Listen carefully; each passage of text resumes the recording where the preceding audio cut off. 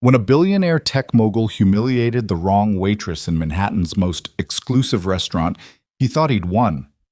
Instead, her perfect response in flawless Basque, a language he barely spoke himself, ignited a chain reaction that would destroy his empire within 72 hours. What he didn't know: the quiet woman serving his table wasn't just any waitress. She was a linguistic genius forced into survival mode, and the investor sitting across from him was already recording everything. Stay with me until the end of this story, hit that like button, and comment what city you're watching from so I can see how far this journey travels. The reservation book at Aurelius called it the Callaway Table, Table 7, positioned dead center beneath the Italian crystal chandelier where everyone who mattered could see and be seen. On a Thursday night in late September, that's where Ethan Callaway sat, 32 years old and worth more money than most people could conceptualize, watching his reflection fragment across the mirrored walls of Manhattan's most aggressively exclusive restaurant. He looked good. He knew it. 6'2", dark hair styled with just enough product to suggest effort without desperation, wearing a Tom Ford suit that cost what most Americans made in a month. The watch on his wrist, a limited edition Patek Philippe, had appreciated 40% since he'd bought it 18 months ago. Everything about Ethan Callaway appreciated: his net worth, his influence, his carefully cultivated reputation as the youngest self-made tech billionaire to crack the Fortune 500. Everything except his patience. "They're 12 minutes late," he said, not looking at Marcus, his head of operations, who sat to his left scrolling through projections on a tablet. Marcus didn't look up. "Traffic from JFK is a nightmare right now." Then they should have left earlier. Across from him, Victoria Hale, 63, silver-haired, terrifyingly sharp, sipped her mineral water and said nothing.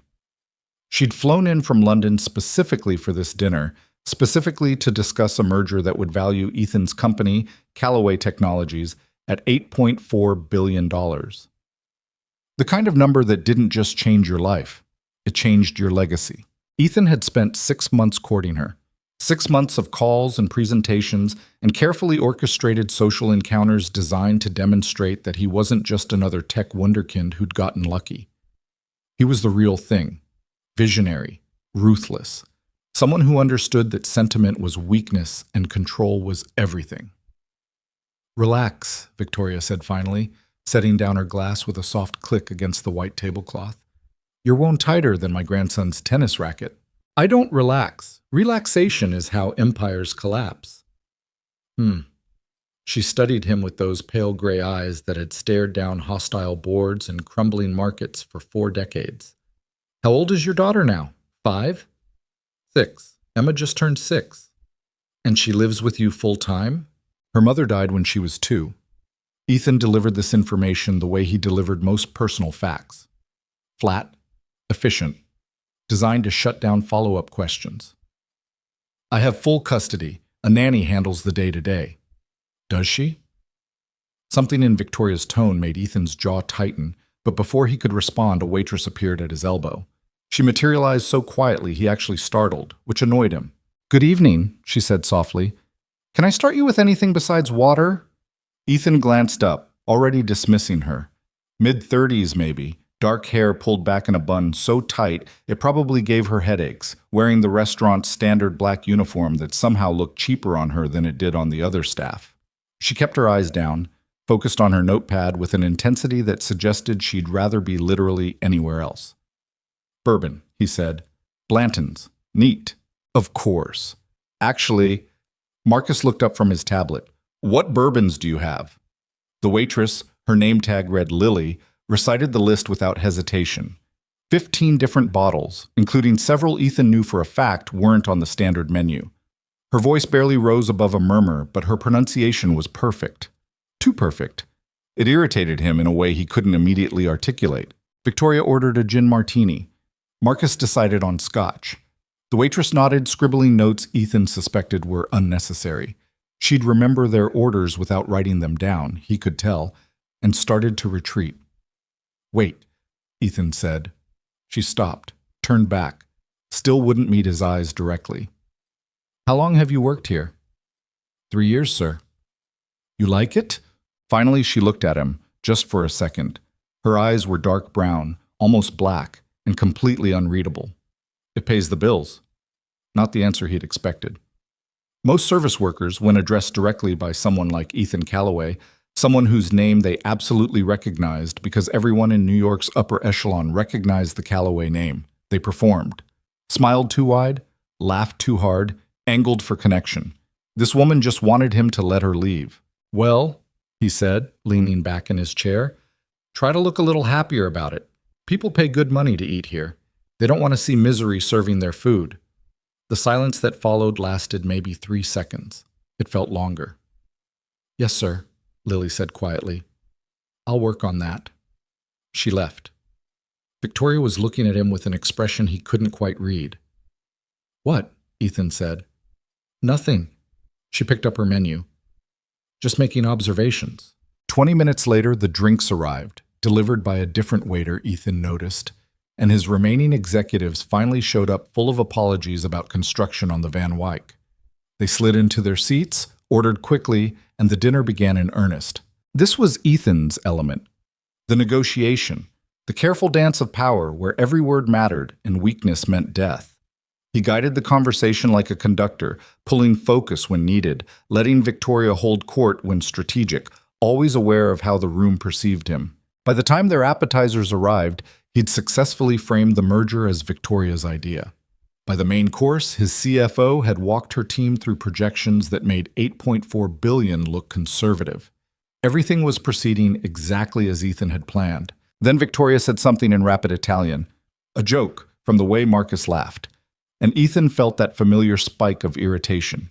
He spoke 3 languages fluently, English, Spanish, and Mandarin. Italian he could fumble through. But Victoria knew at least 7, maybe 8, and she wielded them like weapons, constantly reminding everyone in the room that her experience dwarfed theirs. The waitress, Lily, reappeared to refill water glasses. She moved around the table like a ghost, present but deliberately invisible. Most of the executives didn't even glance at her. Ethan watched her refill Victoria's glass with mechanical precision, and an idea sparked. Cruel, maybe, definitely unnecessary. But the bourbon had smoothed his edges just enough to blur the line between confidence and arrogance, and he wanted to impress Victoria. Wanted to show her he wasn't just some American tech bro who spoke Mandarin because it was good for business.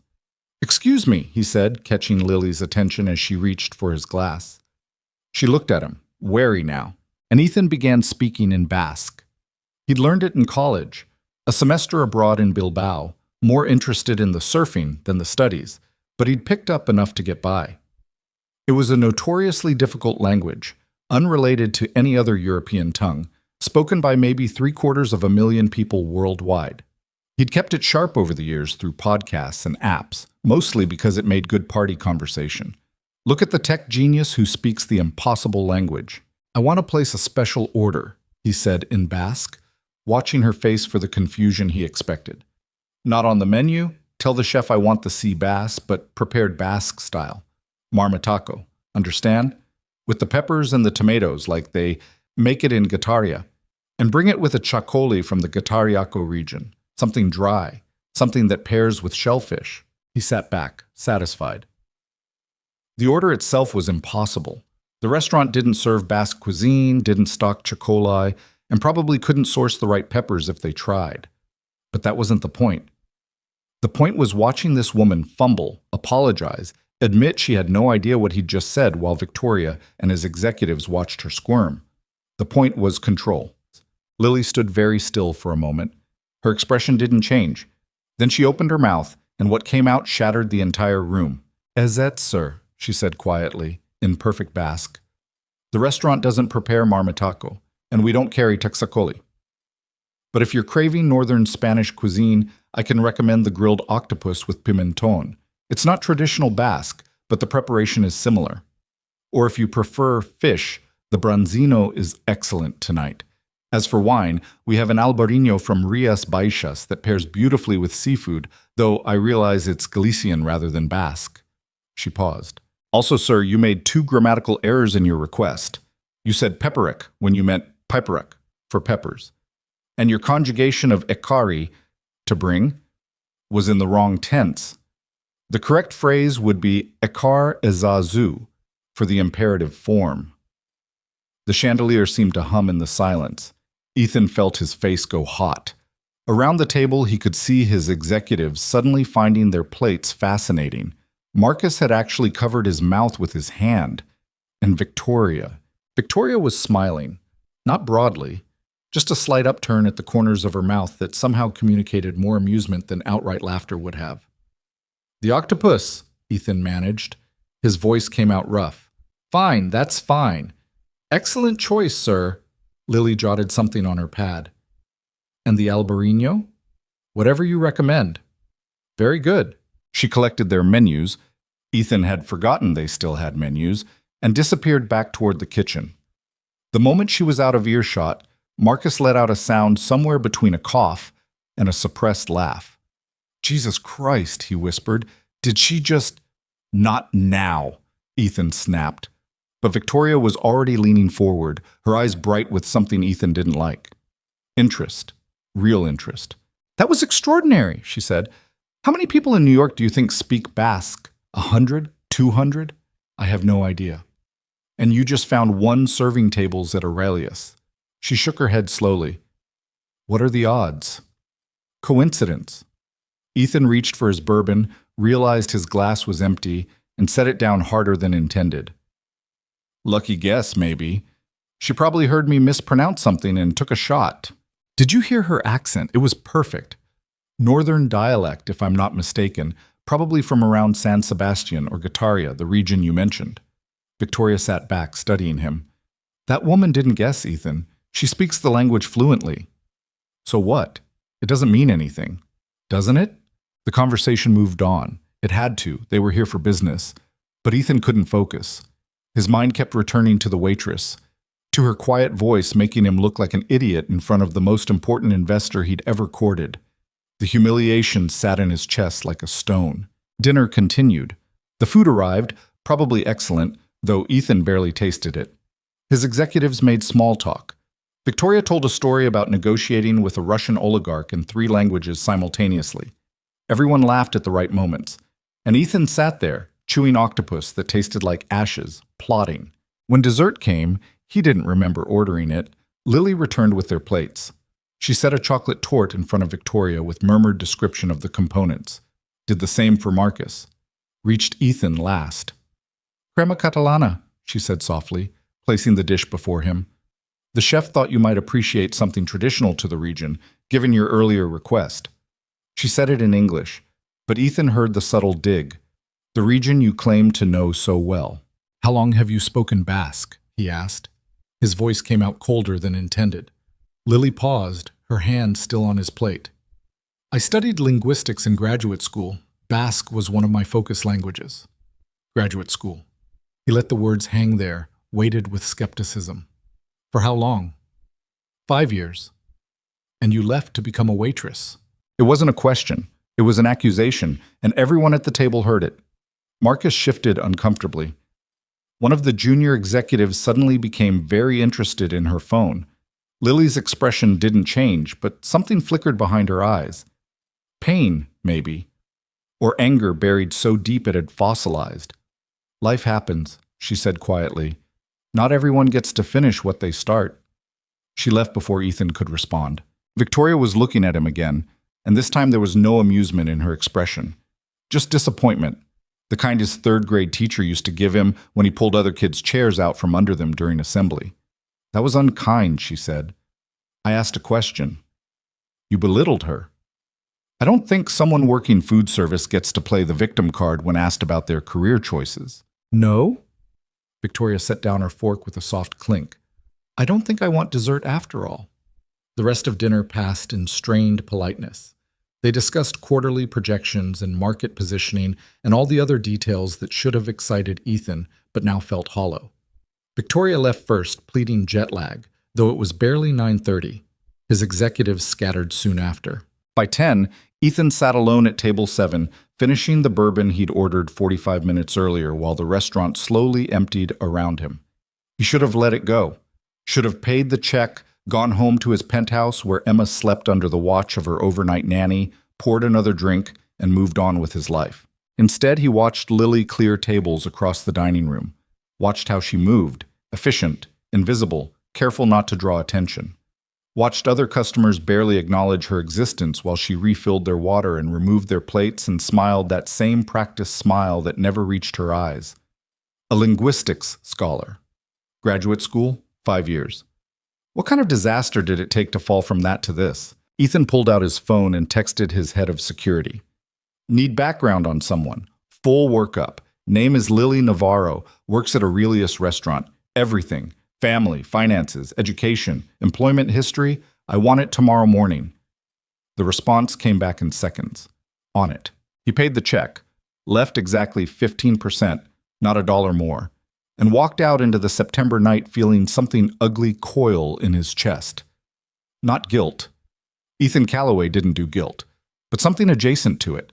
Some combination of wounded pride and simmering anger that demanded satisfaction. The drive home took 12 minutes.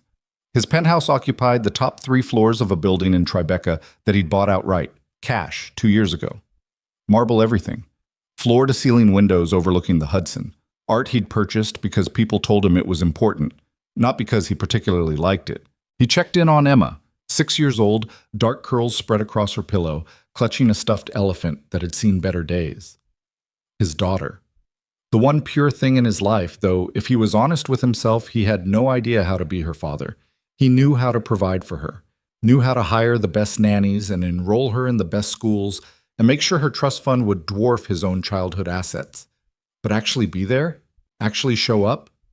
That was harder. He closed her door quietly and went to his office, poured bourbon into a crystal tumbler, and stared out at the city lights while his mind replayed the dinner on loop.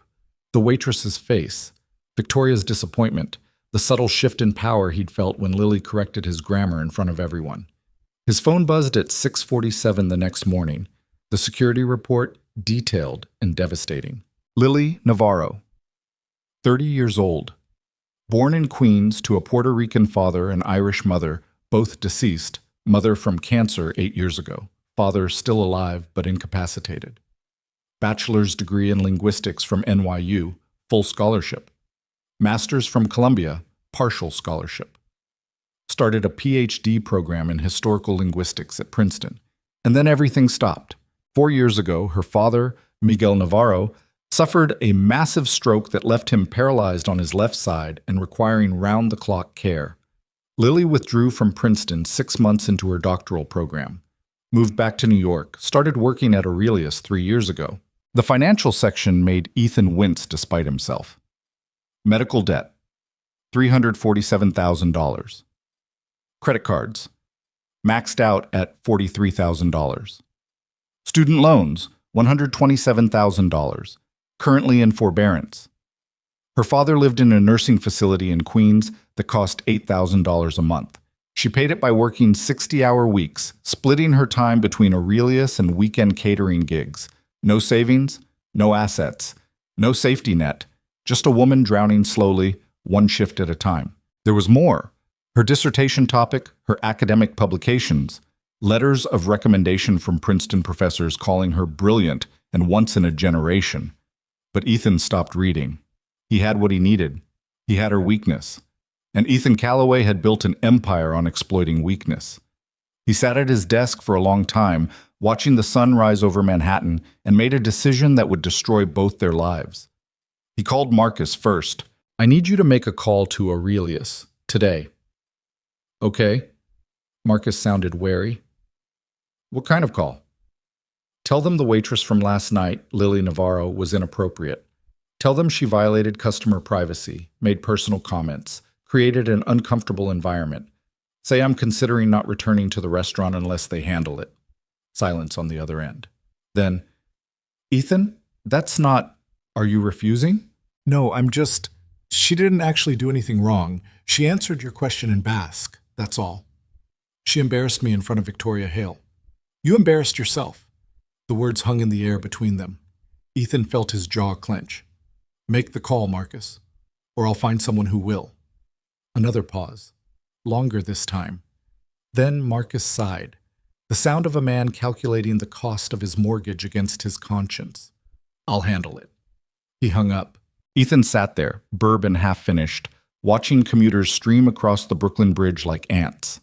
His phone buzzed with emails, his assistant confirming meetings, his lawyer asking about contract revisions, his daughter's nanny sending a photo of Emma eating breakfast. He ignored all of them. At 9:15, Marcus texted, "Done." They fired her. 3 words. That's all it took to end someone's life. Ethan should have felt satisfied, should have felt that surge of power that came from proving he could still control things, still bend the world to his will, even when it tried to humiliate him. Instead, he felt nothing. He went to the office, sat through meetings, reviewed projections, made decisions that affected thousands of employees and millions of dollars, performed the role of Ethan Callaway, billionaire genius, while some part of him watched from a distance and wondered when exactly he'd become the villain in his own story. That night, Emma asked him to read her a bedtime story. He tried, got through maybe 5 pages of some book about a rabbit who made friends with a fox, but his mind kept drifting, kept seeing Lily's face, the careful blankness she'd maintained when he asked about her career. Life happens. Not everyone gets to finish what they start. "Daddy?" He looked down. Emma was watching him with those huge brown eyes, her mother's eyes, the only part of Rachel he saw every day. "Yeah, baby?" Why do you look sad? I'm not sad. You look it. He closed the book. Sometimes grown-ups have things on their mind. Doesn't mean anything. Mama used to look sad like that. The words hit harder than they should have. Rachel had been dead for 4 years. Emma shouldn't remember her at all, much less remember her expressions. But here she was, 6 years old and already cataloging grief. "Your mama loved you very much," Ethan said, which was true. "And so do I." "Then why do you go away all the time?" "I don't—" He stopped, started over. "My work is important, Em. It helps a lot of people. But you're not here." "I'm here right now." "Not really." She pulled her elephant closer. "You're thinking about work stuff. You always are." He had no answer to that. So he kissed her forehead, turned off the light, and left her room feeling like the world's worst father. Downstairs, he poured another bourbon and checked his phone. An email from Victoria's assistant, marked urgent. "Ms. Hale has requested a meeting to discuss the proposed merger. Monday, 2 p.m., her office. Please confirm attendance." Ethan stared at the message for a long time before responding. Something about the formal tone bothered him.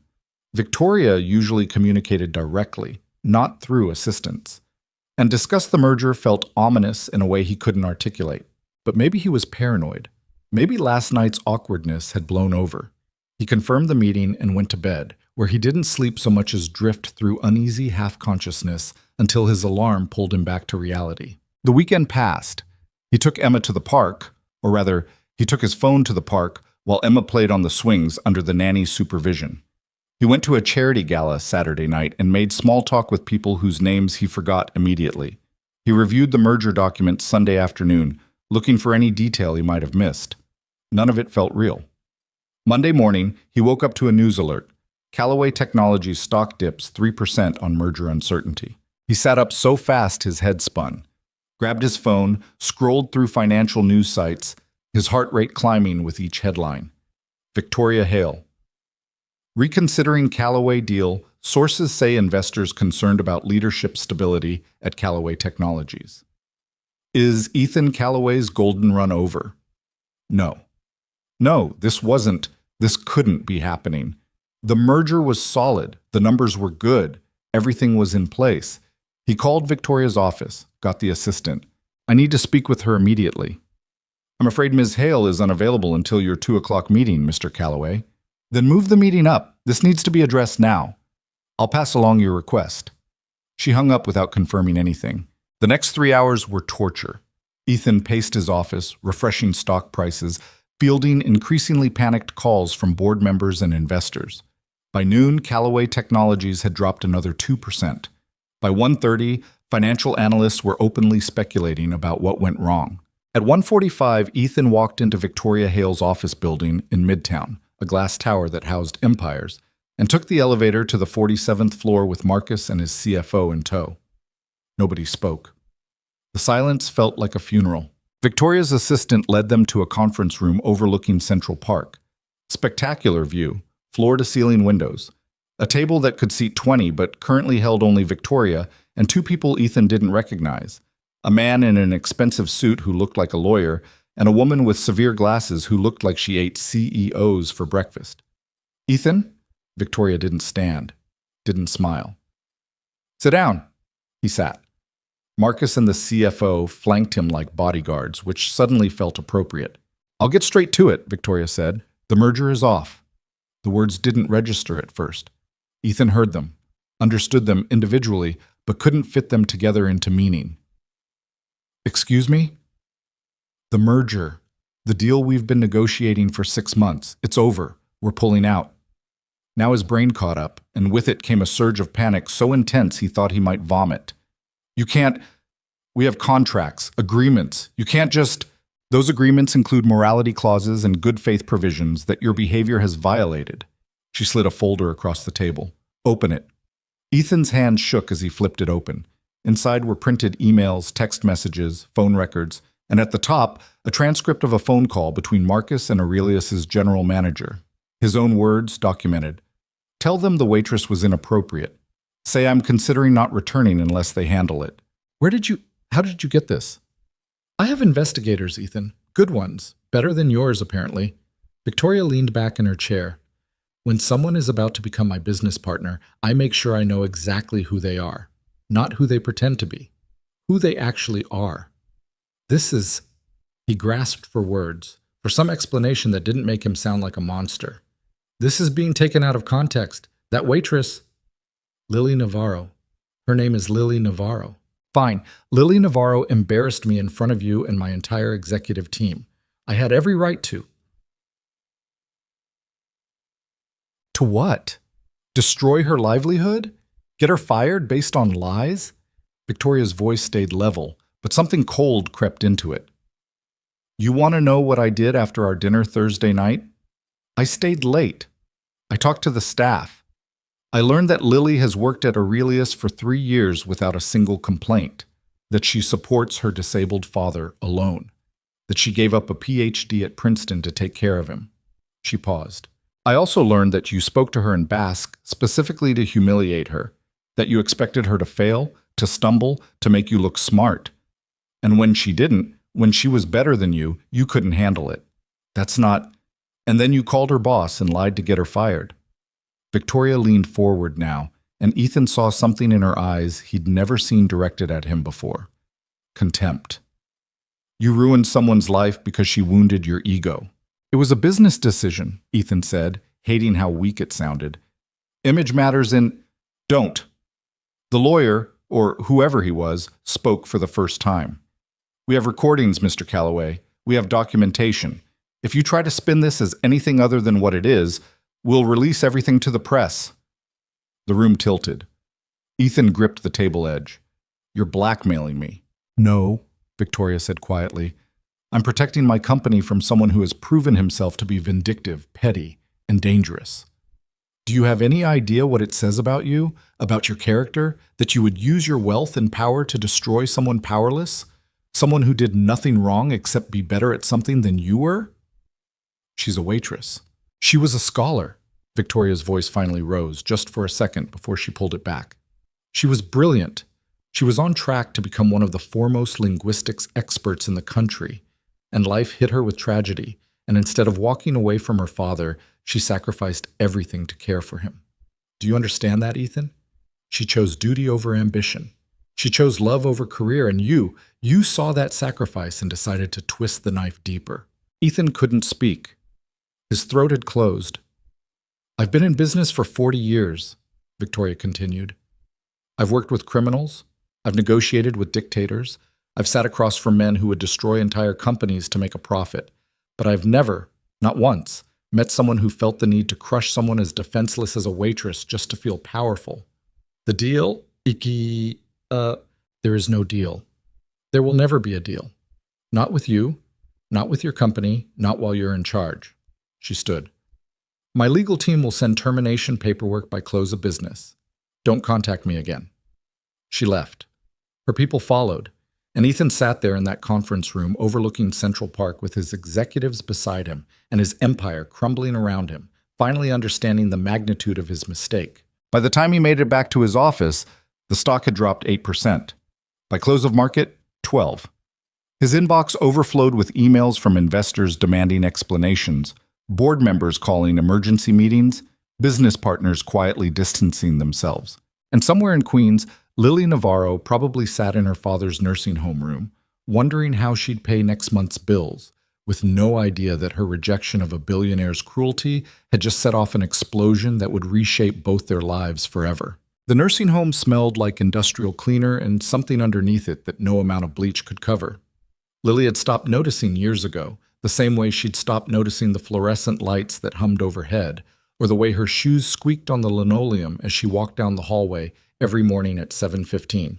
Room 304.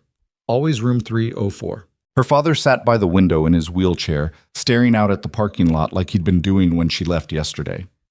The stroke had taken his left side, but it had taken other things too. Things harder to quantify. The spark in his eyes, the quick laugh, the man who taught her to conjugate irregular verbs in Spanish before she could ride a bike. "Hey, Papa." Miguel Navarro turned his head slowly. The right side of his face smiled. The left stayed frozen. "Mija." His speech came thick, slurred. "You're early." "Day off," she lied, setting down the coffee she'd brought him. Decaf, doctor's orders, though she'd stopped telling him that. "Thought I'd spend some extra time." She didn't tell him she'd been fired Friday afternoon. Didn't tell him that the general manager of Aurelius had called her into his office, looking uncomfortable and angry in equal measure, and said that a very important client had complained about her conduct. Didn't tell him that she'd stood there, numb, while he explained that the restaurant couldn't afford to lose high-value customers over personality conflicts. Personality conflicts. That's what they'd called it. She'd asked what she'd done wrong. He wouldn't give specifics, just kept saying things like professional boundaries and customer comfort, and we have to make difficult decisions. She'd cleaned out her locker in under 5 minutes. 3 years of shifts reduced to a grocery bag of spare flats, and the cardigan she kept for when the AC ran too cold. The hostess, a 23-year-old named Amber who'd started 6 months ago, had whispered, "I'm sorry," as Lily walked past. Everyone else just looked away. "You look tired," her father said now, pulling her back to the present. "I'm fine." Lily. Even slurred, her name carried weight when he said it. "Don't lie to your old man." She pulled up the visitor's chair, the same one that had a broken wheel that made it list to the left. Sat down hard. "Just been a long week." "The restaurant?" "Yeah. Not technically a lie." "The restaurant." They sat in silence for a while. Outside, someone's car alarm went off. Inside, a nurse walked past pushing a medication cart, wheels rattling. Her father reached for her hand with his good one, the right one, and squeezed. "You're a good daughter," he said. That almost broke her. Almost. But Lily had gotten very good at swallowing things down, at finding that place inside herself where feelings went to die quietly so she could keep functioning. She squeezed back. "You need anything? Want me to read to you?" "Tell me something in Basque." She blinked. "What?" "Basque. You used to practice on me, remember?" His smile went crooked. Before. The word that divided their entire lives now. Before the stroke, before Princeton, before Lily's mother died and left them trying to figure out how 2 people became a family when they had always been 3. "Papa, I haven't spoken Basque in years." "Try." So she did. Stumbled through a few phrases, her accent rustier than she'd realized until Thursday night, when muscle memory had kicked in and she'd responded to that billionaire's smug challenge without thinking. The memory made her throat tight. "Beautiful," her father said when she finished. "You were always so smart, Mija. Smarter than me, than your mother. We knew you'd do something important." "I'm doing important work," she said automatically. "Taking care of you is important." "That's not what I meant." "I know." She stayed until lunch came, some gray meat floating in gravy, vegetables boiled into submission, and helped him eat even though he didn't need help anymore. He could manage a fork with his right hand just fine. But this was their routine, and routines were all either of them had left. At 12:30, she kissed his forehead and left, walking past rooms full of people whose children visited once a month if they were lucky. At least she came every day. At least her father knew someone still cared. Small victories. Outside, the October sun felt too bright after the nursing home's dim hallways.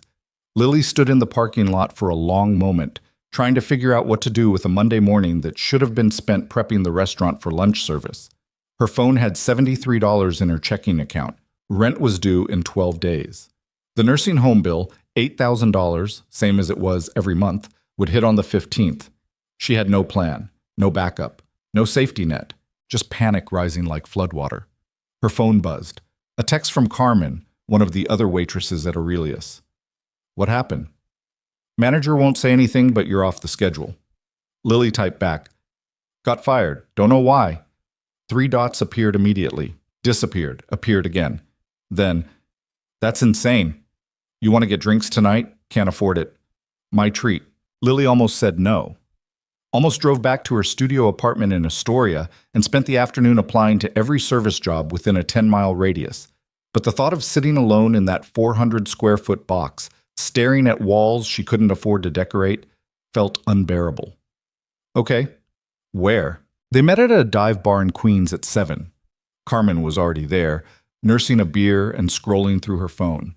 She looked up when Lily walked in and immediately pulled her into a hug that lasted longer than comfortable. You okay? I've been better. They ordered, Carmen got another beer, Lily just water because every dollar counted now, and found a booth in the back where the music wasn't quite as loud. So what really happened? Carmen asked. I don't know. Friday afternoon, Carlos called me in and said a customer complained. Wouldn't tell me what I supposedly did, just said they had to let me go. That's illegal, isn't it? Firing someone without cause? New York is at-will employment. They can fire you for anything as long as it's not discrimination. Lily had looked it up Saturday morning down a rabbit hole of labor law websites that all confirmed what she already knew. She had no recourse, no protection. And I'm not going to sue. Can't afford a lawyer anyway. Carmen tore at her napkin, creating a small pile of shredded paper. Did something happen Thursday night? I saw you serving table 7. That was the Calloway party, right? The name made Lily's stomach clench. Yeah. And? And nothing. I took their orders, brought their food, did my job. She paused. One of them spoke to me in Basque. I responded. That was it. In Basque. Carmen stared at her. You speak Basque? I speak a lot of languages. It's what I studied. Right. The grad school thing. Carmen had heard pieces of Lily's story over 3 years of working together, but never the full picture. Most people didn't get the full picture. What'd you study again? Historical linguistics. How languages evolve, die, get preserved. Lily picked at the label on her water bottle. Basque was one of my specializations because it's a language isolate, not related to anything else in Europe. Some people think it's a remnant of pre-Indo-European languages, but there's no way to know for sure. She was talking too much, talking about the work she'd loved with a passion she hadn't felt in years, and it hurt like pressing on a bruise. That's actually cool as hell, Carmen said. Why'd you stop? My dad got sick. Someone had to take care of him. No other family? My mom died when I was 22. I'm an only child, so... Lily shrugged. It was me or nobody. Carmen went quiet for a minute, processing. Then, you think the Basque thing is why they fired you? Because you showed off or something? I wasn't showing off. I was answering a question. I know, but rich people are weird about stuff like that. They don't like it when service workers are smarter than them. Threatens the natural order or whatever. Lily had thought the same thing approximately 800 times since Friday. Thought about the way Ethan Calloway had looked at her after she'd corrected his grammar. Thought about the subtle shift in his expression from smug confidence to something colder, meaner. Maybe, she said. You remember which one spoke Basque? The main guy, dark hair, expensive suit, looked like he'd never heard the word no in his life. Calloway himself, then. Ethan Calloway. Carmen pulled out her phone, typed something, turned the screen around. This him? Lily looked at the photo, a professional headshot from some business magazine, Ethan Calloway staring at the camera with the kind of confidence that came from always winning, and felt something cold settle in her chest. Yeah, that's him. He's worth like $8 billion. Good for him. No, I mean, Carmen leaned forward. If he complained about you, Carlos would do whatever he said, wouldn't even question it. You embarrassed a billionaire, Lily. In his mind, you had to be punished. It sounded insane.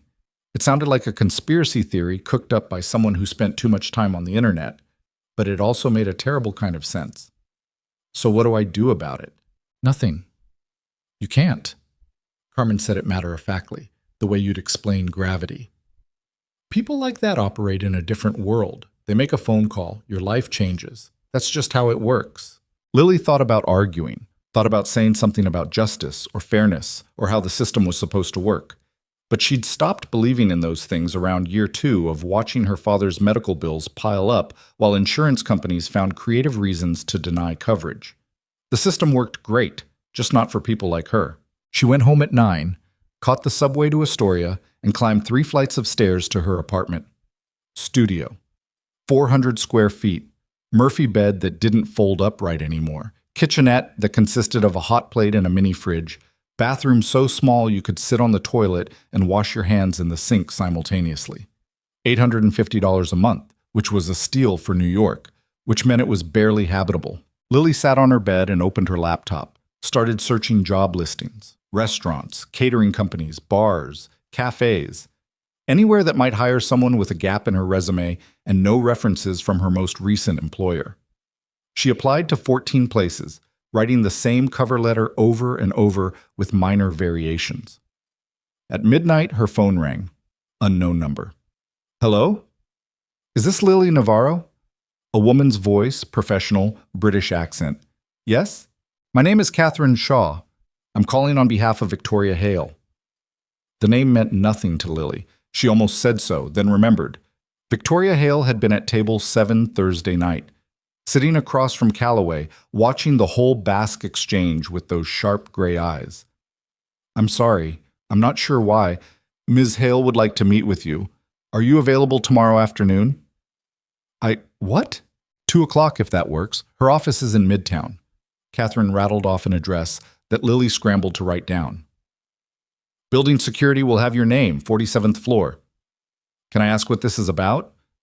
Ms. Hale will explain everything when you meet. Will 2 o'clock work? Lily's mind raced. This was weird. This was possibly a trap. This was definitely something she should be more cautious about. Yes, she heard herself say. 2 o'clock works. Excellent. We'll see you then. Catherine hung up before Lily could ask any follow-up questions. She sat there holding her phone, staring at the address written in her shaky handwriting, trying to figure out what the hell just happened. Victoria Hale wanted to meet with her. The woman who'd been sitting at Ethan Calloway's table when everything went wrong wanted to meet with her. This was either the best thing that could happen or absolutely catastrophic, and Lily had no way of knowing which until it was too late. She didn't sleep that night, just lay in bed playing out scenarios, each more unlikely than the last. At 6, she gave up and showered, dug through her closet for something professional, landed on black slacks and a white blouse that she usually wore to catering gigs. They do. She visited her father at the normal time, didn't mention the mysterious meeting, listened to him talk about the physical therapist who'd worked with him yesterday, left at noon to give herself plenty of time to get to Midtown. The building was exactly as intimidating as the address suggested. Glass and steel, the kind of place where everyone walking through the lobby looked important and purposeful. Lily gave her name to security, got a visitor badge, and took an elevator that moved so smoothly she barely felt it until the doors opened on the 47th floor. The reception area had floor-to-ceiling windows overlooking Central Park, real art on the walls, furniture that probably cost more than Lily's yearly rent. A receptionist who looked like she'd stepped out of a fashion magazine smiled and said, "Miss Navarro, right this way." She led Lily down a hallway to an office that was somehow even more impressive than the lobby.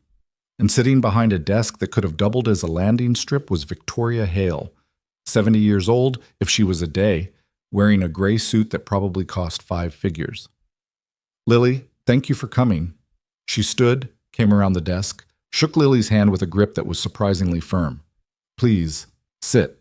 Lily sat in a leather chair that was more comfortable than her bed. Victoria settled into the chair beside her rather than going back behind the desk, which felt deliberate, less intimidating, more conversation than interrogation. "I imagine you're wondering why I asked you here," Victoria said. "The thought crossed my mind." A small smile. "I'll be direct. I know you were fired from Aurelius on Friday. I know it was because Ethan Calloway called your manager and lied about your conduct. The words hit like a physical blow. Lily's throat closed. How? I have resources. Victoria said it simply, like having the ability to dig into someone's employment records was perfectly normal.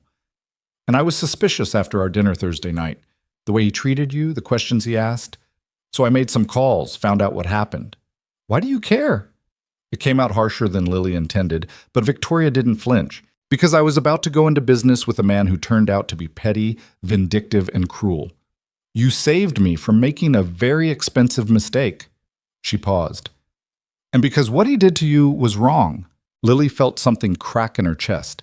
She'd been holding it together for 5 days, telling herself it didn't matter, that she'd find another job, that she'd survive like she always survived.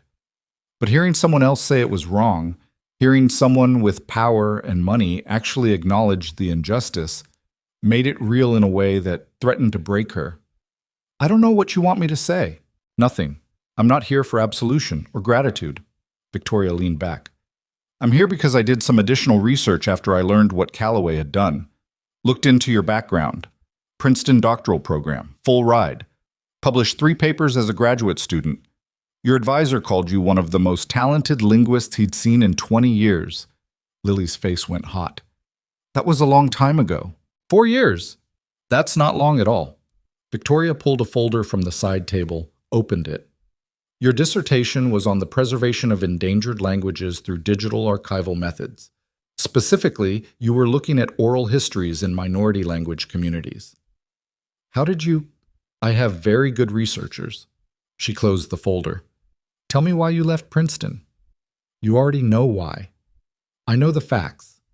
I want to hear it from you. Lily looked out the window at Central Park stretching out below them. Thought about saying something sanitized, professional. Decided she was too tired to lie. My father had a stroke. Massive. Left side paralyzed, speech impaired, needed round-the-clock care. I was 6 months into my PhD. I tried to keep going, thought I could manage the program and take care of him at the same time. But Princeton isn't exactly commuter-friendly, and he was in a hospital in Queens, and I was drowning. She stopped, swallowed hard. My advisor told me to take a leave of absence. Said I could come back when things stabilized. But things don't stabilize. They just get worse in slow motion. The medical bills piled up. Insurance denied half the claims.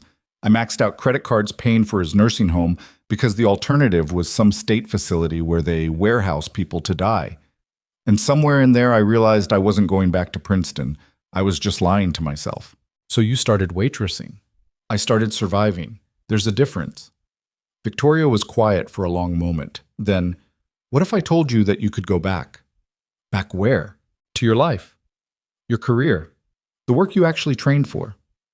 She opened the folder again, pulled out a single sheet of paper. I run a company that specializes in international business development. We're expanding into northern Spain, Basque Country actually.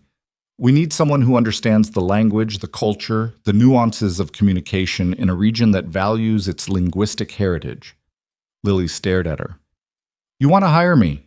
I want to offer you a position as a cultural and language strategist. You'd be based primarily in San Sebastian, though there'd be travel. The salary is $200,000 annually, plus housing allowance and full benefits. Your father's medical care would be covered under our family health care plan. The numbers didn't compute. Lily heard them, understood the words individually, but couldn't make them mean anything. I don't have experience in corporate. You have exactly the experience I need. You're fluent in Basque, Spanish, and English at minimum. You understand linguistic nuance. You can navigate cultural differences. And based on Thursday night, you can handle yourself under pressure. Victoria slid the paper across. This is a contract. Take it home, read it, think about it. I need an answer by Friday. Lily picked up the paper with shaking hands. The letterhead alone looked more official than anything she'd ever touched. Her eyes skipped over the legal language to the compensation section. $200,000, full medical coverage, relocation assistance. It was impossible. Things like this didn't happen to people like her. There had to be a catch. Why? She asked. Why me? You could hire someone with actual corporate experience, someone who's been working in this field for years. I could, Victoria agreed, but I don't want someone who's been working in this field for years.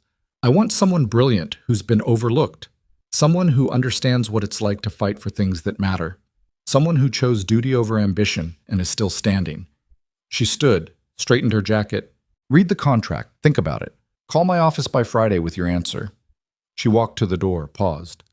For what it's worth, Lily, I think you underestimate yourself, but that's something we can work on. She left Lily sitting there holding a contract that could change everything, too stunned to move. The receptionist eventually came in and gently informed her that she had a meeting scheduled.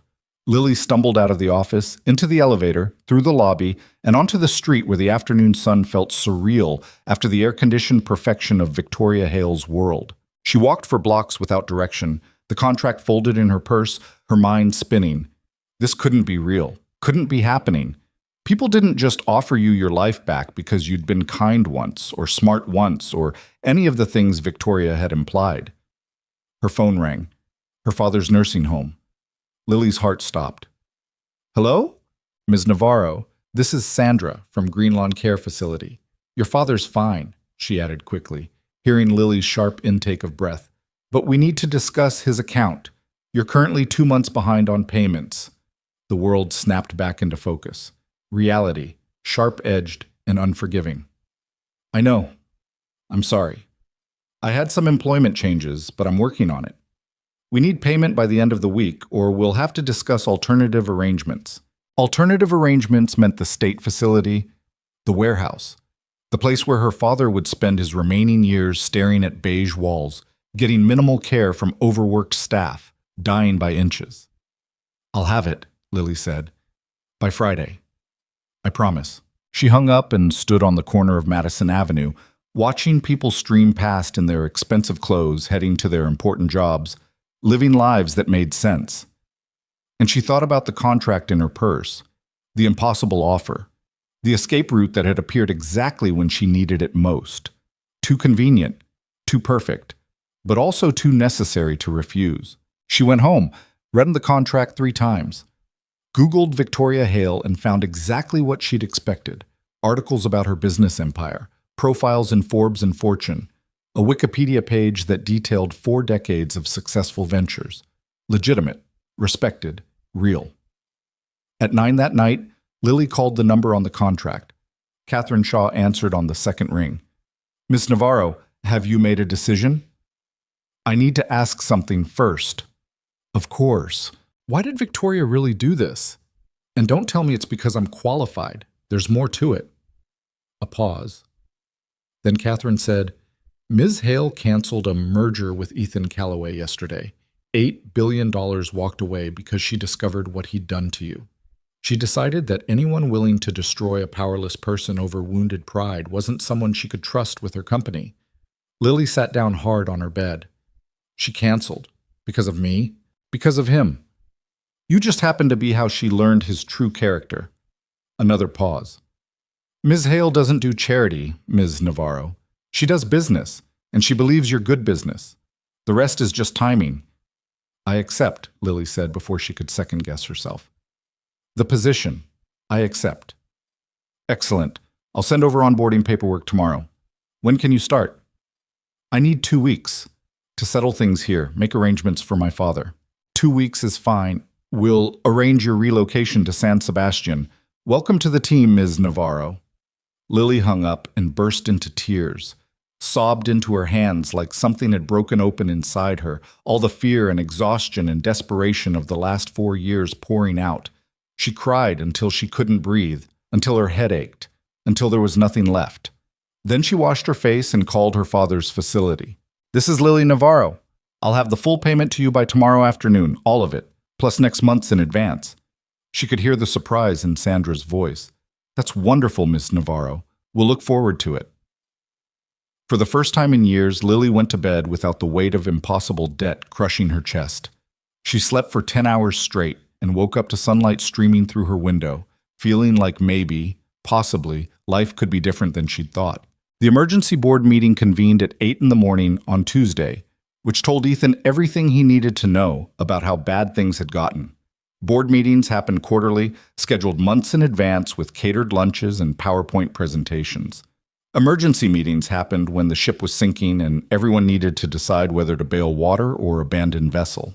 Ethan walked into the conference room to find 12 faces staring at him with expressions ranging from concern to barely concealed hostility.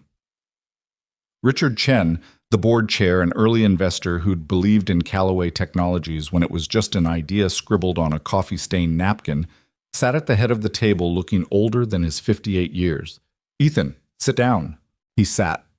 Marcus slid into the chair beside him, laptop already open, ready to pull up whatever data might defend them.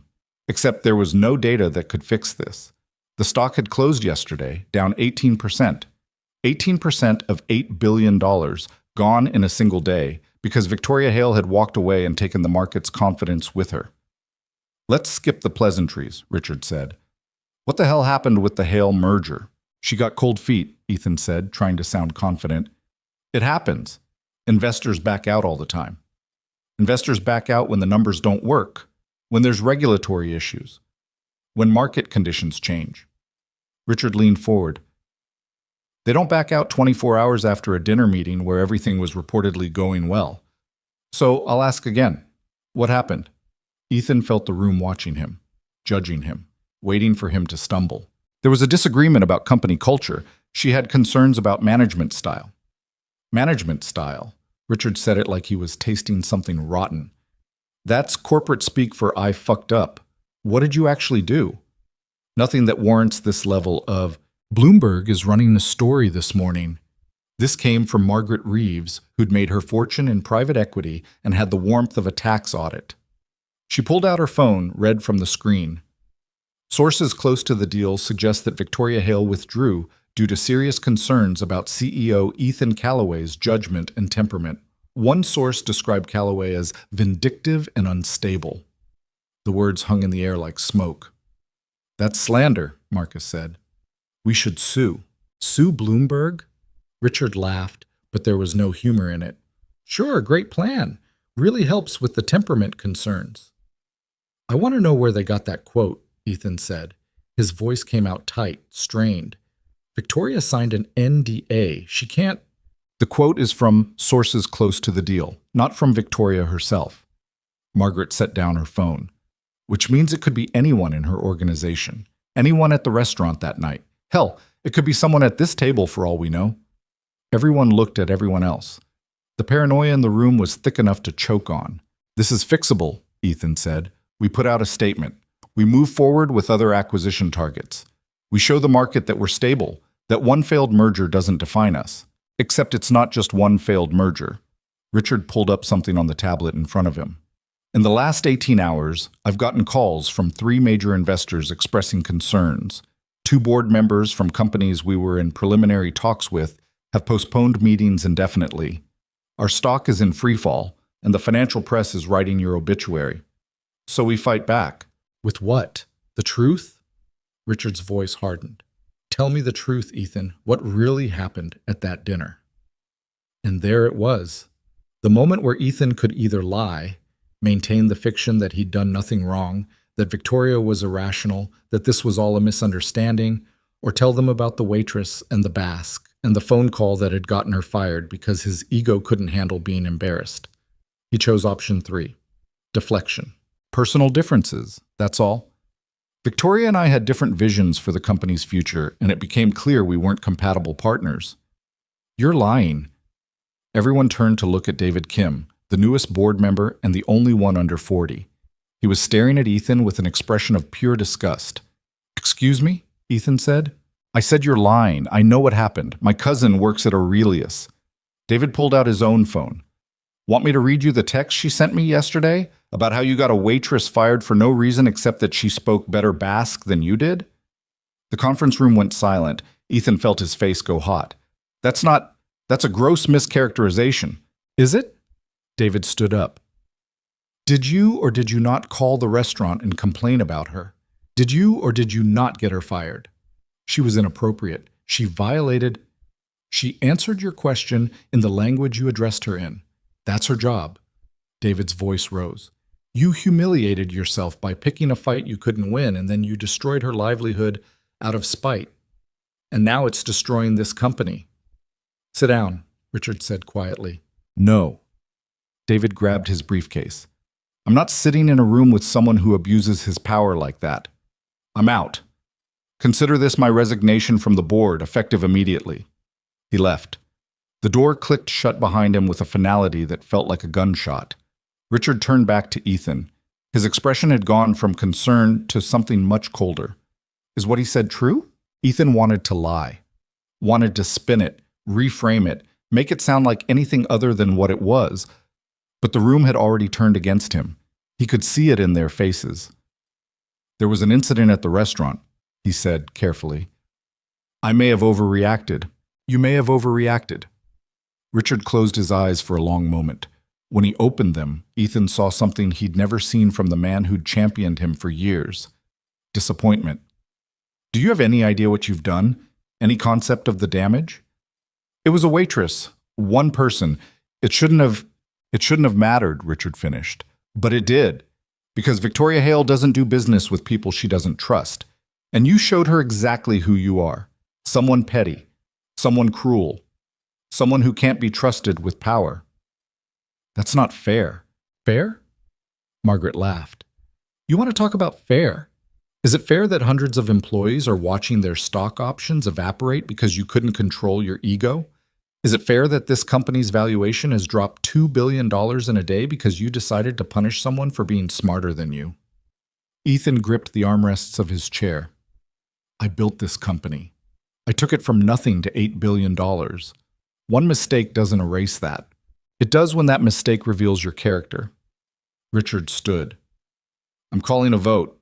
All in favor of removing Ethan Callaway as CEO and appointing an interim replacement while we search for permanent leadership?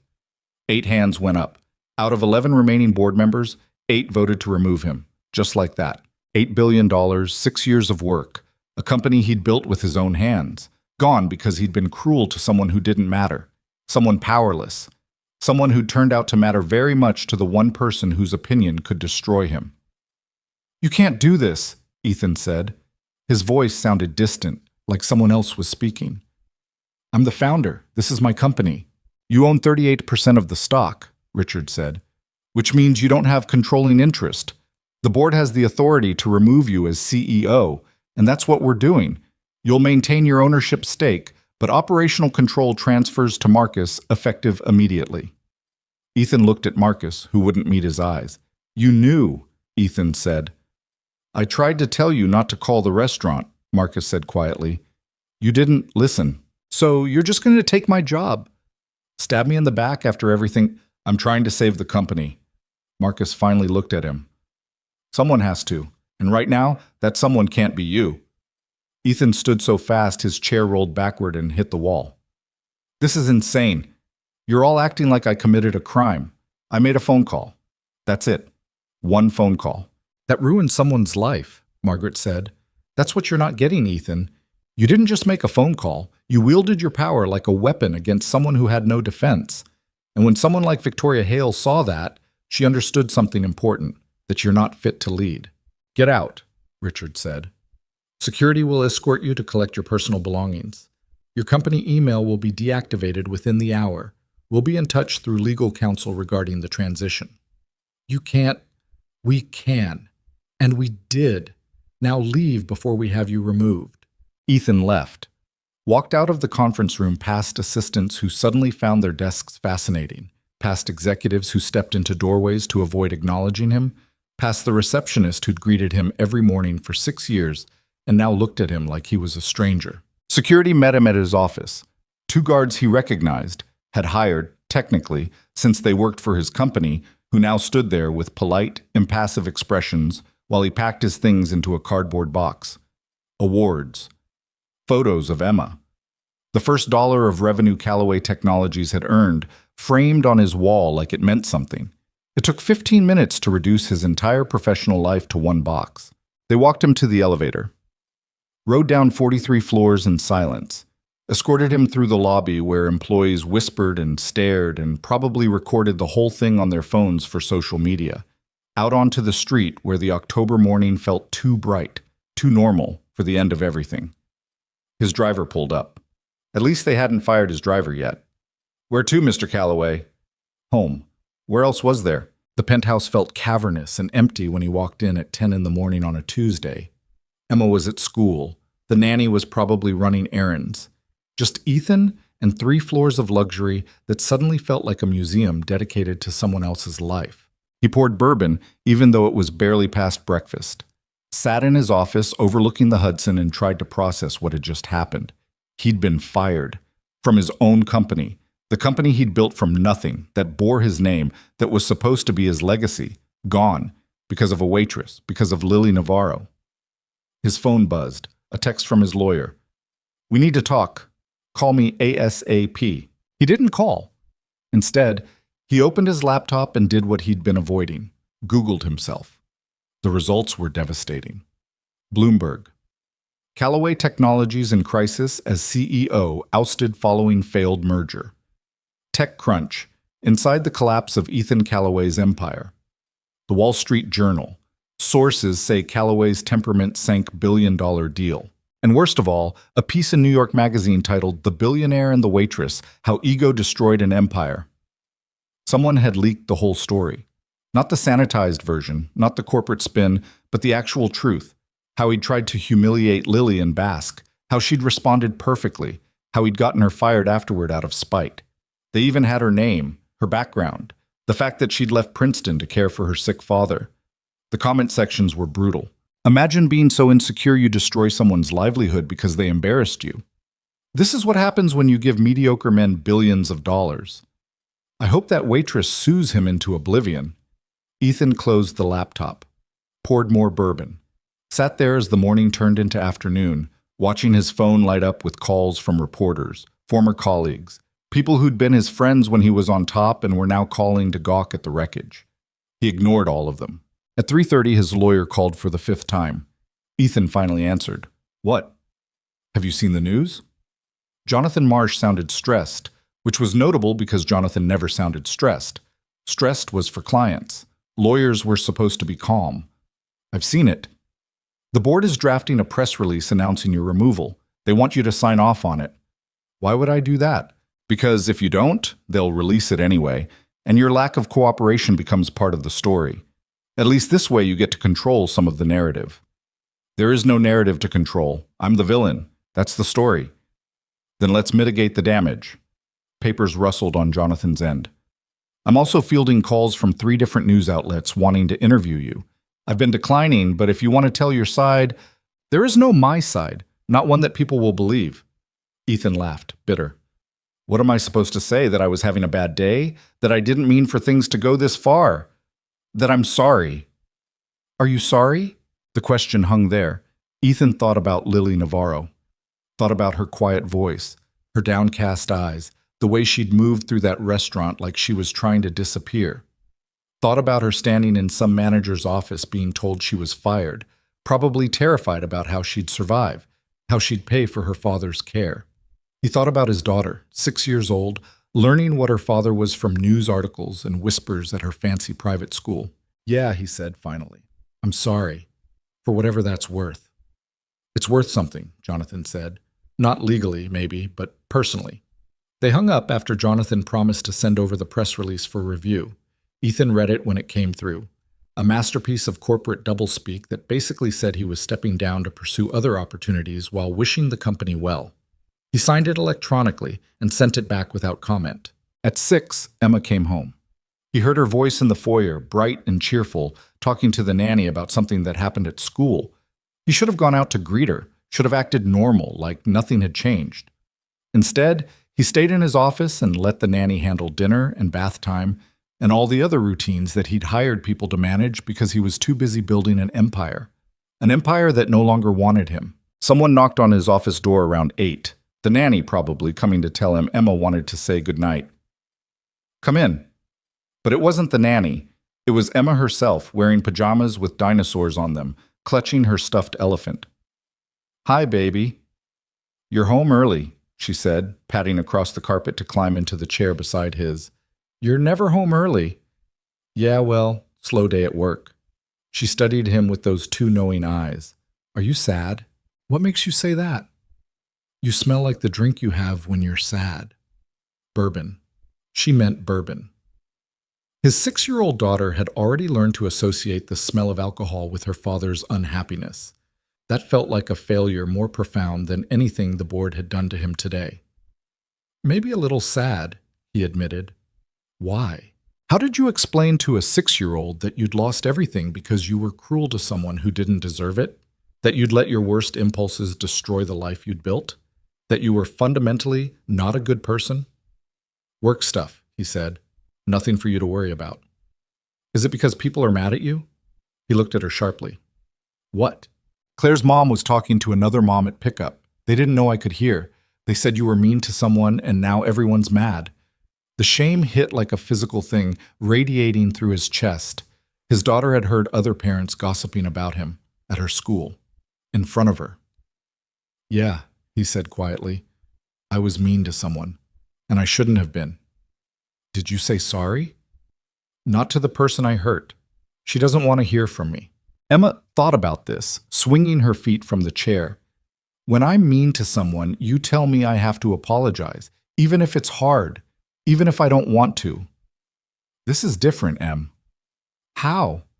Because I'm an adult, because there are consequences, because some things you can't fix by saying sorry.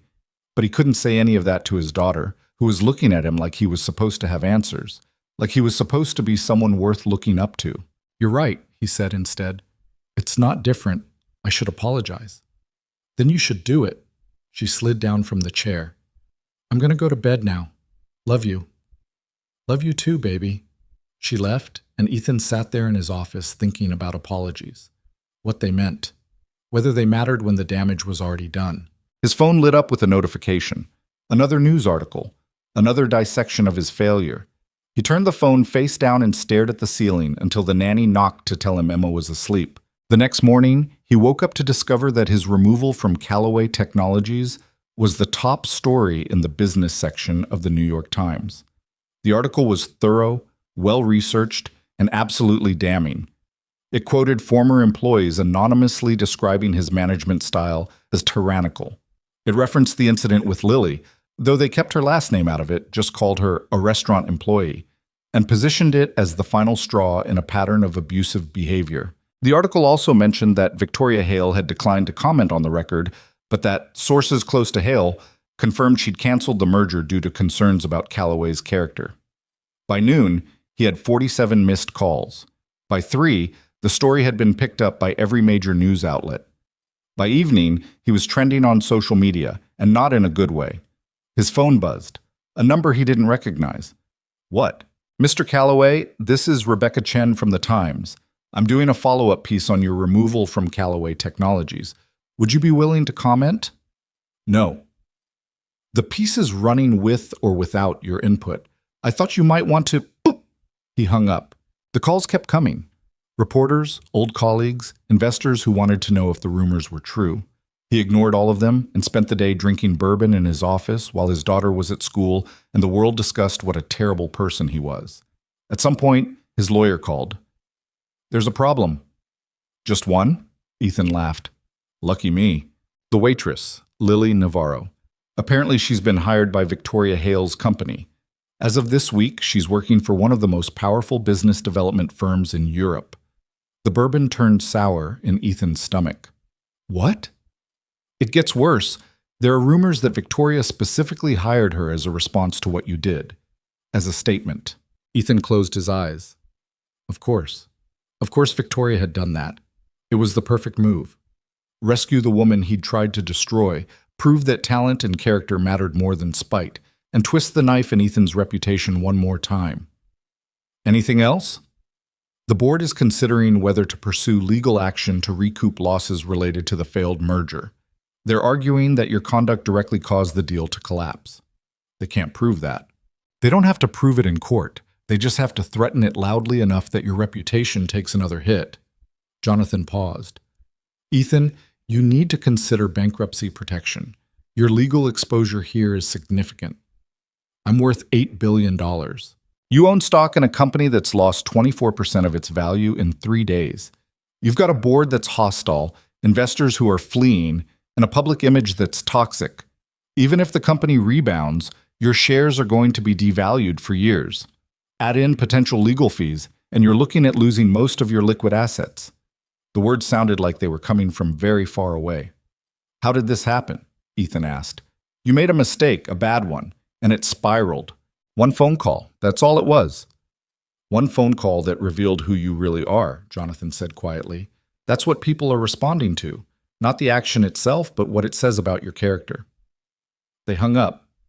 Ethan sat there in his office as the sun set over the Hudson, watching the city light up below him, and wondered when exactly he'd become the person everyone now knew him to be. The villain.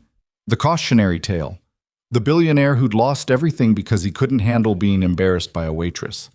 His phone buzzed one more time, an email from an address he didn't recognize. The subject line read, "You were right." He opened it. The message was short. "You told me that relaxation is how empires collapse. Turns out cruelty works faster. Enjoy what's left of yours." It was unsigned, but Ethan knew who'd sent it. Victoria Hale. He deleted the email and poured another drink and sat in the dark while his empire burned around him, finally understanding that some mistakes can't be fixed and some damage can't be undone, and some people, like the quiet waitress he'd tried to destroy, turn out to be stronger than the men who underestimated them. San Sebastian smelled like the ocean and rain, and something Lily couldn't quite name but that felt like possibility. She'd arrived 3 weeks ago with 2 suitcases and a father who'd cried when she'd explained that she was moving to Spain, but that he'd be coming with her as soon as the medical transport could be arranged. "You don't have to do this for me," Miguel had said from his wheelchair in the nursing home, his good hand gripping hers too tight. "I'm not doing it for you, I'm doing it for me." And that was true, mostly. The job was real, the opportunity was real. But the fact that Victoria's company had arranged for her father to be transferred to a private care facility in San Sebastian, with a staff that spoke both Spanish and English, with ocean views and physical therapists who specialized in stroke recovery. That was the kind of thing that made Lily wake up at 3 a.m, convinced she was dreaming. She'd spent the first week in a furnished apartment near La Concha Beach, jet-lagged and disoriented, trying to remember how to be someone other than a waitress drowning in debt. The apartment had actual rooms, plural, a kitchen with a full-sized refrigerator, windows that opened onto a street where people spoke Basque and Spanish interchangeably, where the language she'd studied in dusty library books was alive and functional and everywhere. The second week, she'd started at Victoria's company headquarters, a modern building tucked into the hills overlooking the bay. Her official title was Cultural Integration Specialist, which sounded impressive and vague enough that Lily had no idea what she was supposed to do until her first meeting with the project lead. His name was Andoni Aguirre, 50-something, born and raised in Donostia, the Basque name for San Sebastian, and deeply skeptical of the American woman who'd been hired to help his team navigate cultural nuances. "So," he'd said in their first meeting, speaking English with a thick accent, "Victoria says you speak Basque." "I do. Everyone says they speak Basque. Then they know 10 words and think it makes them special." He switched languages without warning, rapid-fire Basque that Lily's brain had to scramble to catch. "Tell me about your academic background. Why should I trust that you understand anything about our culture?" And Lily, who'd spent 4 years making herself small and apologetic and invisible, felt something shift. She answered him in Basque, explained her graduate work, her dissertation research, her focus on language preservation in minority communities. Talked about the tension between cultural identity and economic development, about how the Basque country had managed to maintain linguistic heritage despite centuries of suppression. Andoni had listened with his arms crossed, his expression unchanging. When she finished, he'd nodded once. "Okay, maybe you're not completely useless." It was the closest thing to approval she'd gotten, and it felt like victory. The work itself was harder than anything she'd done at Princeton. Victoria's company was developing a series of luxury hotels and conference centers throughout Basque Country, and Lily's job was to ensure that the projects respected local culture while remaining profitable. That meant navigating town councils who viewed any outside development with suspicion. It meant understanding the difference between tourist-friendly Basque aesthetics and actual cultural authenticity. It meant sitting in meetings where men twice her age questioned her credentials and she had to prove herself over and over. But it also meant using her brain again, meant solving problems that mattered, meant going home exhausted in a way that felt purposeful rather than defeating. By week 3, she'd presented her first major report to the development team, a 40-page analysis of how to incorporate traditional Basque architectural elements into modern hotel design without turning it into a theme park. Andoni had read it, made notes in the margins, and said, "Not bad, do it again. Better this time." She'd done it again. Made it better. And the next time Andoni had just grunted and moved on to the next project, which Lily had learned to interpret as high praise. On a Friday afternoon at the end of her third week, Victoria called.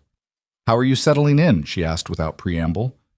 Lily looked around her office, a real office with her name on a placard, outside the door, and tried to find words.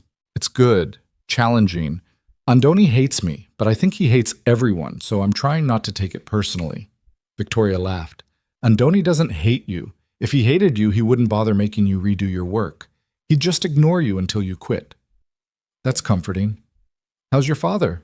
Miguel had arrived 5 days ago, transported by medical plane to a facility so nice that Lily had walked through it the first time convinced there'd been a mistake. Private room with floor-to-ceiling windows overlooking the bay, staff who checked on him every 2 hours, a physical therapy gym that looked like something from a sports medicine center. "He's doing well, better than I expected. The therapists here are incredible." "Good, that's good." A pause. "I'm calling because I want you to come to London next week. There's a conference on international development that I think you should attend.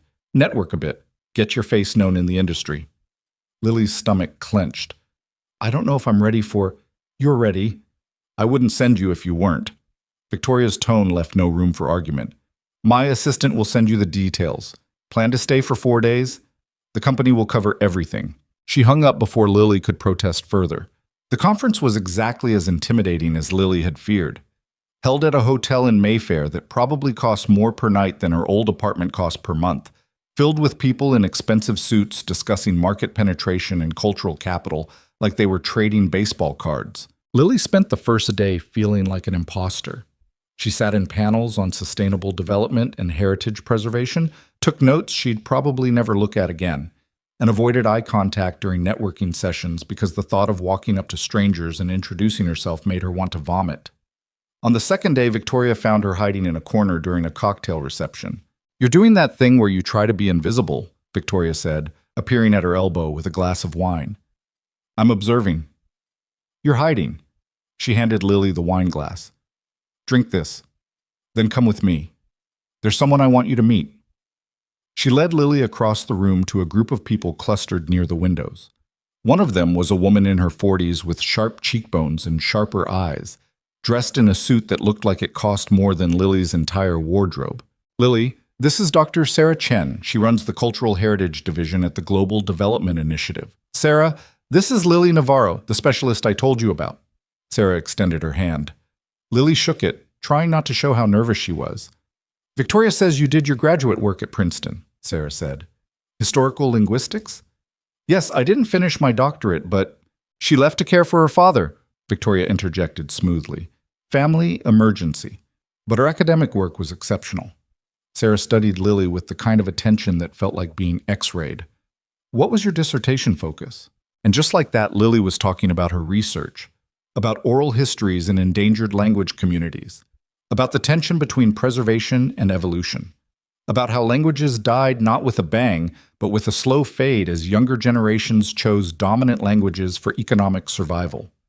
Sarah listened, asked questions that suggested she actually knew what she was talking about, and by the end of the conversation had handed Lily her card. "We're always looking for consultants on heritage projects. If you're interested in freelance work beyond your current position, reach out." After she left, Victoria smiled. "See? Not so terrible." "You set that up." "Of course I did. You have skills people need, but you won't use them if you keep trying to disappear." She sipped her wine. "I hired you because you're brilliant, Lily, not because I felt sorry for you. So stop acting like you don't belong here." Over the next 2 days, Lily forced herself to network, had conversations that didn't end in disaster, exchanged business cards with people who seemed genuinely interested in her work. It felt strange and uncomfortable and occasionally exhilarating. On the final evening, there was a gala dinner. Lily almost skipped it. Her feet hurt from 3 days of standing in heels, and the thought of making more small talk sounded exhausting. But Victoria had already bought her ticket. She sat at a table with 7 strangers, made polite conversation through the appetizer course, and was halfway through her salmon when the woman beside her said, "Oh my God, is that Ethan Calloway?" Lily's fork stopped halfway to her mouth. "Where?" "By the bar. Dark suit, looks like he hasn't slept in a week." The woman, "Emma, maybe?" Lily had already forgotten her name, pulled out her phone. "I heard he completely melted down after that merger fell through. Lost his company, lost everything." Lily turned slowly, and there he was. Ethan Calloway, the man who'd tried to destroy her life, standing at the bar looking diminished in a way she couldn't quite articulate. He'd lost weight. His suit still fit, but it hung differently, like he'd shrunk inside it, and his face had a hollowness that hadn't been there 3 weeks ago when she'd seen him in that restaurant. "What's he doing here?" someone else at the table asked. "Trying to rebuild his reputation, probably. Good luck with that." They laughed. Lily didn't. She just watched as Ethan ordered a drink, his shoulders hunched, his eyes scanning the room like he was looking for someone and dreading finding them. Their eyes met across the ballroom. Lily saw the recognition hit him, saw his face go pale, then flush, saw him grip his drink like it was the only thing keeping him upright. She should have looked away, should have turned back to her table, finished her dinner, pretended he didn't exist. Instead, she stood up. "Excuse me," she said to no one in particular and walked toward the bar. Ethan watched her approach with an expression that looked like a man watching his own execution. By the time she reached him, he'd set down his drink and shoved his hands in his pockets like he didn't trust them not to shake. "Lily." Her name came out rough. "Ethan." They stood there in the noise of the gala, an island of terrible silence, until Ethan said, "I didn't know you'd be here. Victoria invited me. I work for her now. I heard." He laughed, but there was no humor in it. "Congratulations. I mean that. You deserve it." "Do I?" The question came out sharper than intended. "Yes. You were brilliant. You are brilliant. I was just too insecure to handle it." The honesty of it surprised her. This wasn't the arrogant billionaire from the restaurant. This was someone who'd been broken and was still figuring out how the pieces fit together. "Why are you here?" she asked. "Honestly, I don't know. My lawyer thought it would be good for my image to show my face at industry events. Prove I'm not hiding."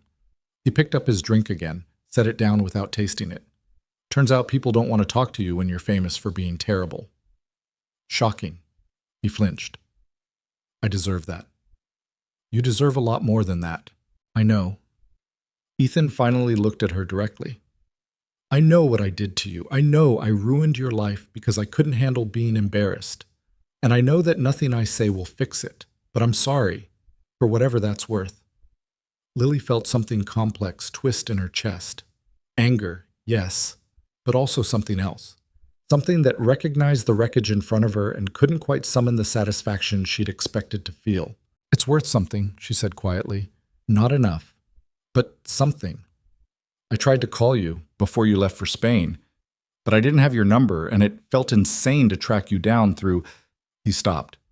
"I wanted to apologize, wanted to try to make it right somehow, but there's no making this right, is there?" "No, there isn't." "How's your father?" The question surprised her. "He's good. Better. The facility Victoria's company arranged is incredible." "Good. I'm glad." They fell silent again. Around them, the gala continued. People laughed and clinked glasses and made deals that would shape markets and move money. The world that Ethan had fallen out of and Lily had fallen into, both of them strangers in different ways. "I have a daughter," Ethan said suddenly. "Emma. She's 6. After everything happened, after I lost the company, she asked me why I didn't apologize to the person I hurt, and I told her it was complicated. But it's not, is it? It's actually very simple. I hurt you. I should apologize. So I'm doing it now, even though it's too late and doesn't change anything." Lily studied his face, saw genuine remorse there, underneath the exhaustion and shame. "Apology noted," she said. "Doesn't mean I forgive you." "I wouldn't forgive me either." "Good. Then we understand each other." She started to turn away, then stopped. "For what it's worth, I hope you figure out how to be better. For your daughter, if nothing else." She walked back to her table before he could respond. sat down to cold salmon and curious looks from the other guests. What was that about? Emma, maybe not Emma, asked. Old business, Lily said. Nothing important, but her hands shook as she picked up her fork and she couldn't finish her dinner. The next morning, she flew back to San Sebastian and threw herself into work with an intensity that Andoni actually commented on. You're going to burn out, he said, reviewing her latest proposal for a cultural center in Bilbao. I'm fine. You're working 12-hour days, that's not fine. I have 4 years of not using my brain to make up for. He studied her for a long moment. Victoria told me what happened in New York with Calloway. Lily's jaw tightened. Did she? She wanted me to understand why you might be intense about proving yourself. He set down the proposal. You don't have to prove anything, you're good at this. Better than most people I've worked with, so maybe relax a little before you combust. It was the kindest thing he'd ever said to her. Lily felt her throat get tight. I'll try. Good. Now go visit your father. Take the weekend off. The Basque country will still be here Monday. She did. Spent Saturday at the care facility, sitting with Miguel in the garden while he told her stories about her mother that she'd heard 100 times but never got tired of. His speech was improving. The therapist said he might regain some function in his left hand with enough work. Small victories, but they added up. Sunday, she walked along La Concha Beach watching surfers and families and old men playing cards at outdoor cafes. The October sun was weak but warm enough, and the city hummed with life in a way that made her chest ache with something she eventually recognized as happiness. Her phone buzzed. An email from Sarah Chen, the woman from the conference. She was organizing a panel on language preservation for a UNESCO summit in Paris and wanted to know if Lily would be interested in participating. Lily read the email 3 times, certain she was misunderstanding something. But no, it was real. Someone wanted her expertise. Someone thought she had something valuable to contribute to an international conversation about the work she'd loved and lost and somehow found again. She typed back, I'd be honored. Hit send before she could second-guess herself. That night, she called her father using the video chat the facility had set up. You look happy, Miguel said, his words clearer than they'd been in years. I am happy, I think. It feels weird. You deserve weird happiness, mija. Do I? You spent 4 years sacrificing everything for me, so yes, you deserve this. He paused. Your mother would be proud. I'm proud. Lily cried a little after they hung up. Good tears, though, the kind that felt like release rather than grief. Over the next month, she settled into a rhythm. Work during the week, visits with her father on weekends, occasional dinners with colleagues who were slowly becoming friends. Andoni invited her to his house for Sunday lunch with his family, where his wife made bacalao al pil pil, and his teenage daughter practiced English on Lily while his son argued about football. It felt like having a life, an actual life, not just survival. The UNESCO panel happened in November. Lily stood in front of 200 people and talked about digital preservation methods for endangered languages, about the ethics of documentation, about balancing academic goals with community needs. Her voice shook at first, but then she found her rhythm, and it felt like coming home to a part of herself she'd thought was dead. Afterward, 3 different organizations approached her about consulting work. A publisher asked if she'd be interested in turning her doctoral research into a book. A university in Barcelona wanted to know if she'd consider teaching a seminar. Lily said yes to the consulting work, maybe to the book, and no to teaching because she wasn't ready to leave San Sebastian. Wasn't ready to leave the life she was building piece by careful piece. In December, Victoria flew in for a site visit. They toured the hotel project in Guetaria, met with local officials, reviewed progress on the cultural center in Bilbao. That evening, they had dinner at a restaurant overlooking the harbor, just the 2 of them. You've done exceptional work, Victoria said over wine and grilled squid. Better than I expected, honestly. Thanks, I think. I'm serious. The team loves you, even Andoni, and he hates everyone. She paused. I'm promoting you. Regional Director for Cultural Development. 20% raise, more autonomy, a seat at the leadership table. Lily set down her wine glass. I've only been here 4 months.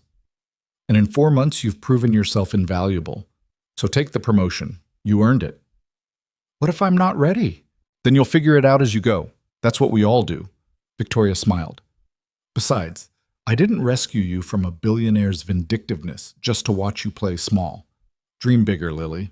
That night, walking back to her apartment through streets decorated for Christmas, Lily thought about how her life had looked 6 months ago. The cramped studio in Astoria, the crushing debt, the exhaustion that went bone deep, the feeling that she'd never be anything more than a waitress drowning in circumstances beyond her control. And now here she was, in a beautiful city, doing work that mattered, with a father who was healing and a future that felt open rather than foreclosed. She thought about Ethan Calloway too, wondered where he was, what he was doing, whether he'd figured out how to be better, or if he was still drowning in the consequences of his own cruelty. Part of her hoped he was suffering, but a bigger part, the part that had grown stronger over these months, just hoped he'd learned something, that his daughter would grow up with a father who understood that power without kindness was just tyranny in expensive clothing. Her phone buzzed, a text from Andoni. "Stop working. It's Sunday. Go drink wine or whatever Americans do." She laughed and texted back a thumbs up. Then she kept walking through the winter night, past cafes full of people speaking Basque and Spanish, past shops closing up for the evening, past a life she'd never imagined having and somehow had anyway. And for the first time in years, Lily Navarro felt like herself again. Not the version who'd left Princeton broken and desperate. Not the version who'd served tables while her dreams died quietly. But someone new, someone stronger, someone who'd been tested and hadn't just survived but somehow, impossibly, flourished. The woman she was always meant to become. Winter in New York hit different when you had nothing left to lose. Ethan discovered this in February, 6 months after his empire had collapsed. Standing in the frozen food aisle of a grocery store in Brooklyn, trying to remember if Emma liked the chicken nuggets shaped like dinosaurs or the ones shaped like stars. He used to have people who handled this. Now he had a shared custody arrangement, a 2-bedroom apartment in Park Slope that cost a third of what his penthouse had, and the humbling realization that he had no idea what his daughter actually ate for dinner. Dinosaurs. He was pretty sure it was dinosaurs. His phone rang while he was loading the cart. "Marcus." "You still screening my calls?" Marcus asked when Ethan answered. "Sometimes. Depends on the day." Ethan grabbed milk, bread, the ingredients for a life he was still learning how to live. "What do you want?" "There's a board meeting next week. They want you to attend." Ethan's hand tightened on a box of pasta. "Why?" "There's a vote on whether to buy back your remaining shares. They're offering 15% above current market value." Which sounded generous until you remembered that current market value was garbage. Callaway Technologies had stabilized under Marcus's leadership. The stock had recovered some of its losses, the company had pivoted into new markets, life went on. But Ethan's shares were still worth a fraction of what they'd been worth 8 months ago. "They want to erase me completely," Ethan said. "They want to move forward without the baggage of your name attached." Marcus paused. "You should take the offer, Ethan. Use the money to start over. Do something else." "Like what?" "I'm 32 years old and unemployable. You think anyone's going to hire the guy who became a cautionary tale about abusing power? So don't get hired. Start something new, something smaller, something that doesn't require you to be Ethan Calloway, billionaire genius." Ethan hung up without responding and finished his shopping in silence. Paid with a credit card that didn't have unlimited credit anymore, drove home to an apartment that didn't have a doorman, carried groceries up 3 flights of stairs because the elevator was broken again. Emma was waiting when he got home, sprawled on the couch, watching cartoons with the nanny, who still worked for him 3 days a week because he couldn't quite manage full-time parenting yet. "Hey, baby, did you get the dinosaur nuggets?" "I did." "Good. The star ones taste weird." Small victories. The nanny left. Ethan made dinner, nuggets, frozen vegetables that Emma picked at but didn't eat, apple slices that she actually consumed. They ate at the kitchen table instead of in separate rooms, and Ethan asked about school and listened to her talk about a boy named Jackson who'd eaten paste during art class. This was his life now. Smaller, simpler, and most days he had no idea if that was punishment or salvation. After Emma went to bed, Ethan sat at his laptop and did what he'd been doing every night for 3 months. He wrote. Not code, not business plans, just words. It had started as therapy, His court-mandated therapist had suggested journaling to process what she called his corrective emotional experience, but it had turned into something else, a blog that maybe 15 people read, where Ethan wrote about failure and accountability and what it felt like to lose everything because you'd been cruel to someone who didn't deserve it. He wrote about Emma, about learning to be a father instead of just a provider, about the difference between power and respect, about how easy it was to confuse the two when you'd never been challenged. Most of the comments called him a piece of shit. Some suggested he kill himself. A few, a very few, said they appreciated his honesty. Tonight he wrote about grocery shopping, about standing in the frozen food aisle having a panic attack because he couldn't remember what kind of chicken nuggets his daughter liked, and what that said about how absent he'd been from her actual life. He published it at midnight and went to bed, where he didn't sleep so much as drift through anxiety until morning. The board meeting happened the following Tuesday. Ethan wore his second nicest suit, had to sell the Tom Ford collection to cover legal fees, and took the subway to Midtown because he'd sold his car too. Walked into the Callaway Technologies building for the first time in 6 months and felt like a ghost visiting his own haunted house. Security made him sign in. Security. At the company with his name on the door. The receptionist was new. Didn't recognize him. Just directed him to the 43rd floor with a professional smile that didn't reach her eyes. The conference room looked the same. Richard Chen sat at the head of the table, older somehow, grayer. Marcus was there, looking uncomfortable. The rest of the board watched Ethan walk in with expressions ranging from pity to contempt. "Ethan, thank you for coming." Richard gestured to an empty chair. "Please sit." He sat, felt the weight of their judgment pressing down like physical force. "I assume Marcus explained the offer," Richard said. "He did.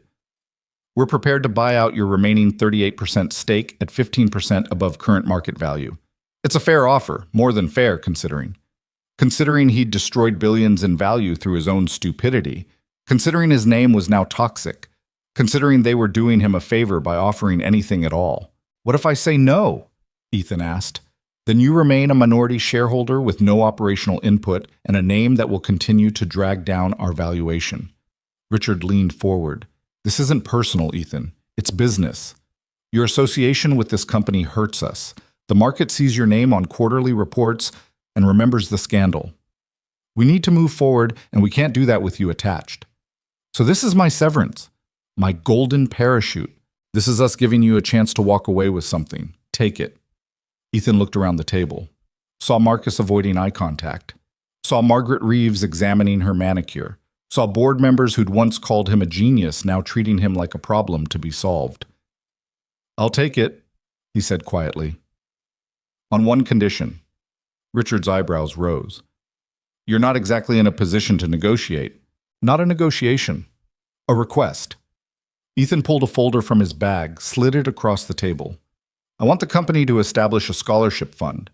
Full ride for students pursuing graduate degrees in linguistics, with preference given to candidates who've had to leave programs due to family emergencies." Silence. "You want us to create a scholarship fund," Margaret said slowly. "Funded from my buyout, however much is left after taxes and my legal obligations, all of it." Ethan looked at Richard. "Call it the Navarro Linguistics Scholarship, in honor of someone who deserved better than what she got." More silence. Then Richard opened the folder, scanned the paperwork Ethan had prepared with his lawyer's help. "This is real," Richard said. "You actually want to do this?" "Yes." "Why?" "Because I destroyed someone's dreams and I can't give them back. But maybe I can keep someone else from losing theirs. Because my daughter asked me what I learned from losing everything. And I want to have an answer that isn't just, don't be an asshole. Because I need to believe that people can change, can be better, can take their worst mistakes, and build something worthwhile from the rubble." But Ethan just said, "Because it's the right thing to do." Richard studied him for a long moment. Then he looked at the board. "All in favor of accepting Mr. Callaway's terms?" Every hand went up. "Done." Richard signed the paperwork, slid it back. "The scholarship fund will be established within 60 days. You'll receive confirmation once the buyout is finalized." Ethan signed where his lawyer had flagged. Just like that, he was no longer part of Callaway Technologies. No longer a billionaire, just a guy with enough money to live comfortably if he was careful, a daughter who needed him, and a future that looked nothing like what he'd planned. He stood to leave. Marcus caught him at the elevator. "That was good. What you did in there?" "It was the bare minimum."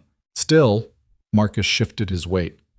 "For what it's worth, I think you're going to be okay. Eventually." "Yeah, eventually." The elevator arrived. Ethan stepped in, then held the door.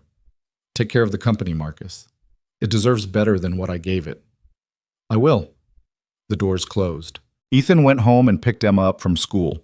They got ice cream even though it was freezing outside, and she told him about the Valentine's Day card she was making for her class.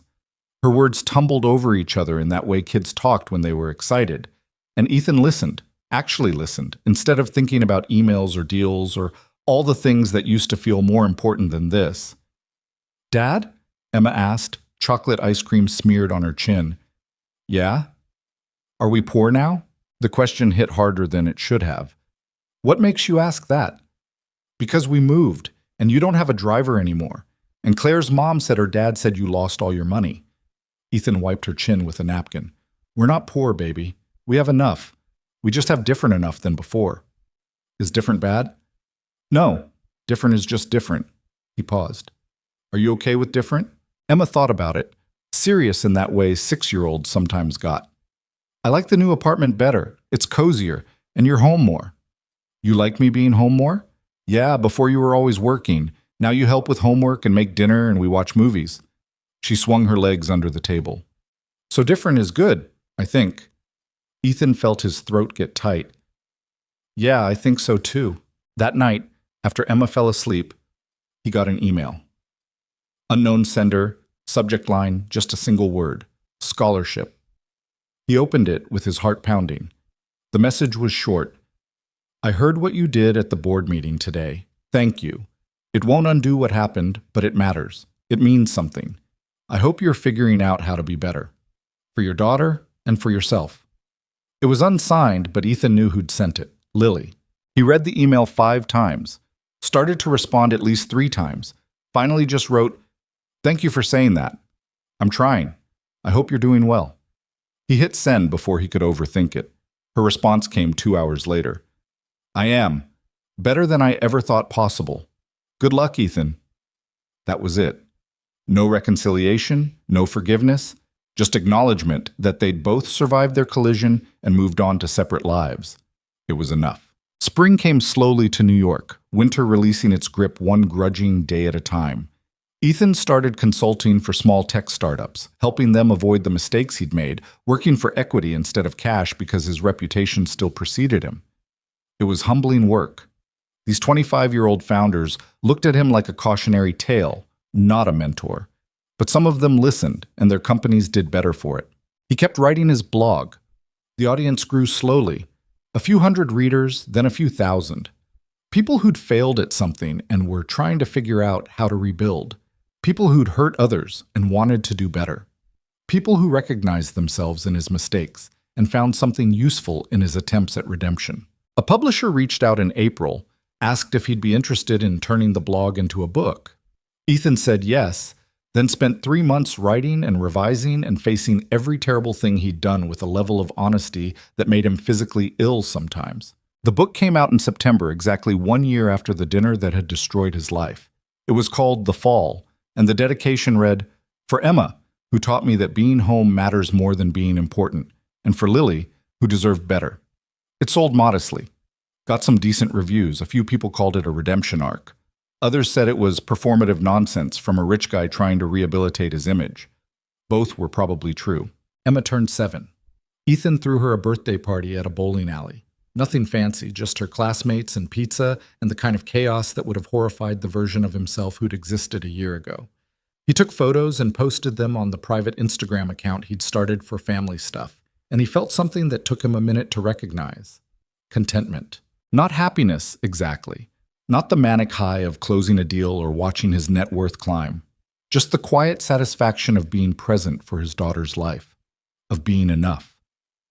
In October, Lily came to New York. He found out because Victoria Hale mentioned it in an interview with Bloomberg. The reporter asked about the Callaway incident. Apparently it was still good copy a year later. And Victoria had said something about how Lily was giving a keynote at Columbia on language preservation and how proud she was of her team. Ethan knew he shouldn't go, knew it was crossing a boundary, but he went anyway. The lecture hall was packed. Students, professors, people from the community who cared about linguistics for reasons Ethan didn't fully understand. He sat in the back, hoping to be invisible.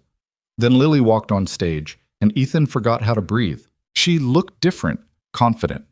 She wore a professional dress and actual makeup, and when she spoke, it was with the authority of someone who knew their subject cold. She talked about endangered languages in the digital age, about ethical documentation, about the communities she'd worked with in Basque Country who were reclaiming their linguistic heritage. She was brilliant. She'd always been brilliant, but now she was brilliant without apologizing for it. The talk lasted an hour. Afterward, there were questions. Lily answered each one with patience and precision, and Ethan realized he was watching someone who'd found their calling, not despite what had happened, but maybe because of it. When the event ended, he stayed in his seat while people filed out. Lily was surrounded by students and faculty, all wanting to talk to her. Ethan waited until the crowd thinned, then made his way to the front. She saw him coming. Her expression flickered, surprise, then something more complicated, but she didn't run. Ethan, I'm sorry, I know I shouldn't have come. I saw the announcement and I wanted to hear you speak. He shoved his hands in his pockets. You were incredible. That research you presented, the work you're doing, it's exactly what you should be doing. Thank you. She studied him. You look different.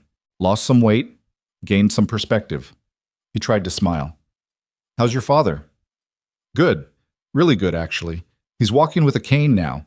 The therapists in San Sebastian worked miracles. I'm glad. They stood there in the emptying lecture hall, two people whose lives had collided catastrophically and who'd somehow survived to stand on opposite sides of the wreckage.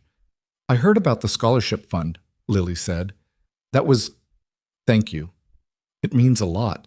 It's the least I could do, literally. Ethan paused. I'm not asking for forgiveness. I don't deserve it. I just wanted you to know that I learned something, that you changed me, that I'm trying to be better. I can see that. Lily's expression softened slightly. I read your book. You did? Victoria sent me a copy, said I should see what you'd written. She tilted her head. It was honest, uncomfortable, but honest.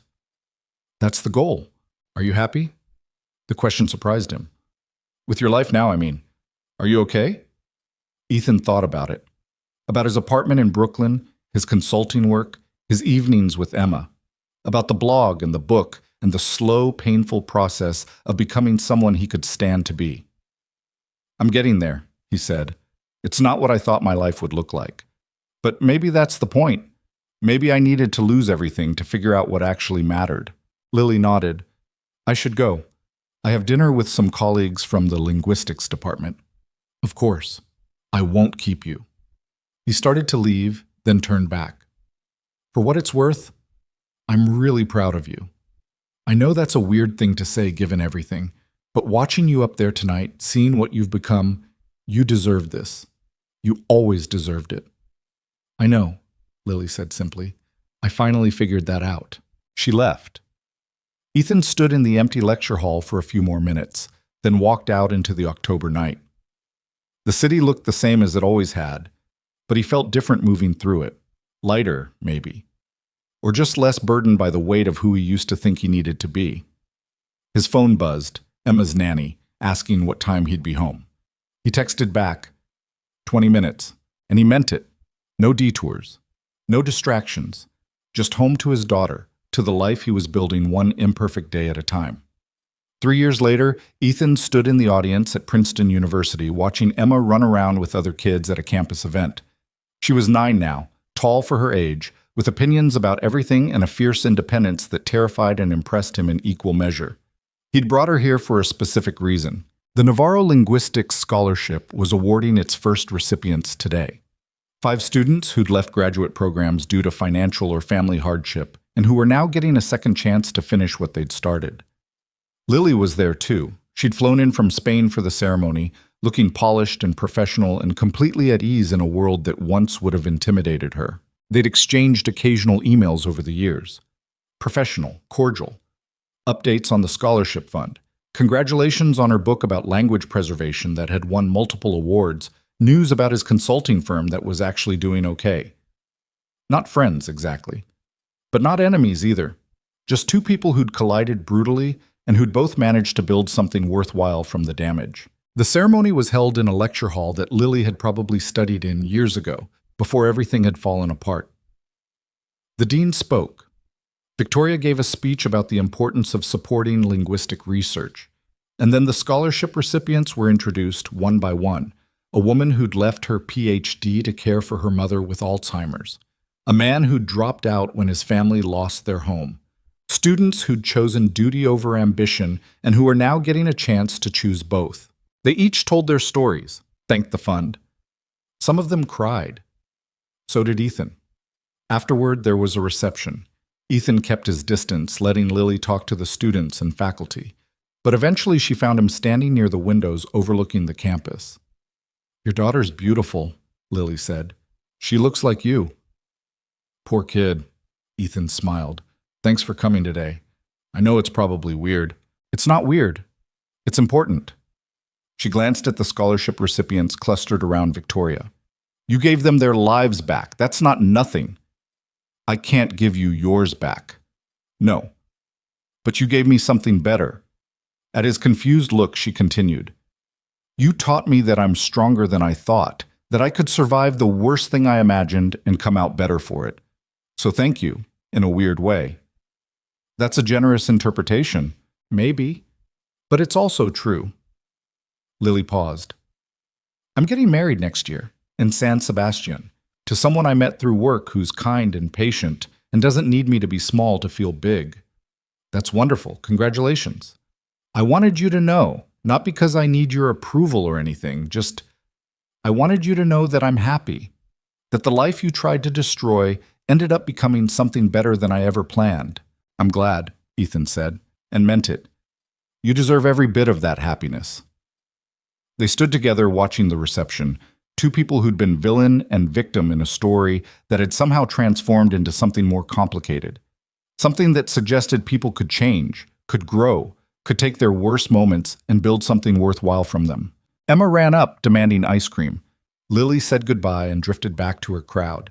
And Ethan took his daughter's hand and left the building, walking across a campus where someone else's second chance was just beginning. The subway ride home was noisy. Emma chattered about the college she wanted to go to, the languages she wanted to learn, Spanish and Basque, because that lady at the ceremony said they were cool, and whether they could get pizza for dinner. Ethan listened and responded and felt grateful for the chaos of it, for the mess of being human and failing and trying again, for the understanding that empires built on ego collapse, but lives built on showing up for the people who matter can survive almost anything. That night, after Emma fell asleep, he wrote one final blog post. It talked about beginnings disguised as endings, about how the worst thing that ever happened to him had led to the best version of himself, about a woman he'd tried to destroy who taught him more about strength than any business victory ever had. He ended with this: "Power without kindness is just tyranny. Ambition without empathy is just selfishness. I spent years confusing success with worth, and it cost me everything. But somewhere in losing it all, I found something more valuable. I found out who I wanted to be, not who I thought I needed to be, just who I actually wanted to be. For my daughter, for myself, for the people whose lives intersect with mine, however briefly. If you're reading this because you failed at something, because you've hurt someone, because you're trying to figure out how to be better, I see you. Keep trying. It's the only thing that matters." He published it and closed his laptop. Checked on Emma one more time, still asleep, still clutching that battered elephant. Stood at his window, looking at the Brooklyn skyline, and thought about the penthouse in Tribeca he used to own, the empire he used to run, the man he used to be. He didn't miss any of it. What he had now was smaller, simpler, harder in some ways, easier in others, but it was real in a way his old life had never been. Built on relationships instead of transactions, on presence instead of power, on the understanding that being enough was actually everything. And somewhere in Spain, Lily Navarro was probably asleep in her apartment overlooking the ocean, dreaming about wedding plans and research projects, and a future that belonged entirely to her. A future no one could take away. A future she'd earned not by being powerful, but by refusing to let someone else's cruelty define her limits. Two people, one collision, both transformed, not into perfect versions of themselves. Perfection was a lie sold by people who'd never actually failed at anything important, but into people who'd survived their worst selves and each other, who'd learned that redemption wasn't a destination but a direction, and who'd discovered that sometimes the greatest success is just being brave enough to keep showing up as something better than you were yesterday. That was the lesson. That was the story. And for both of them, it was enough.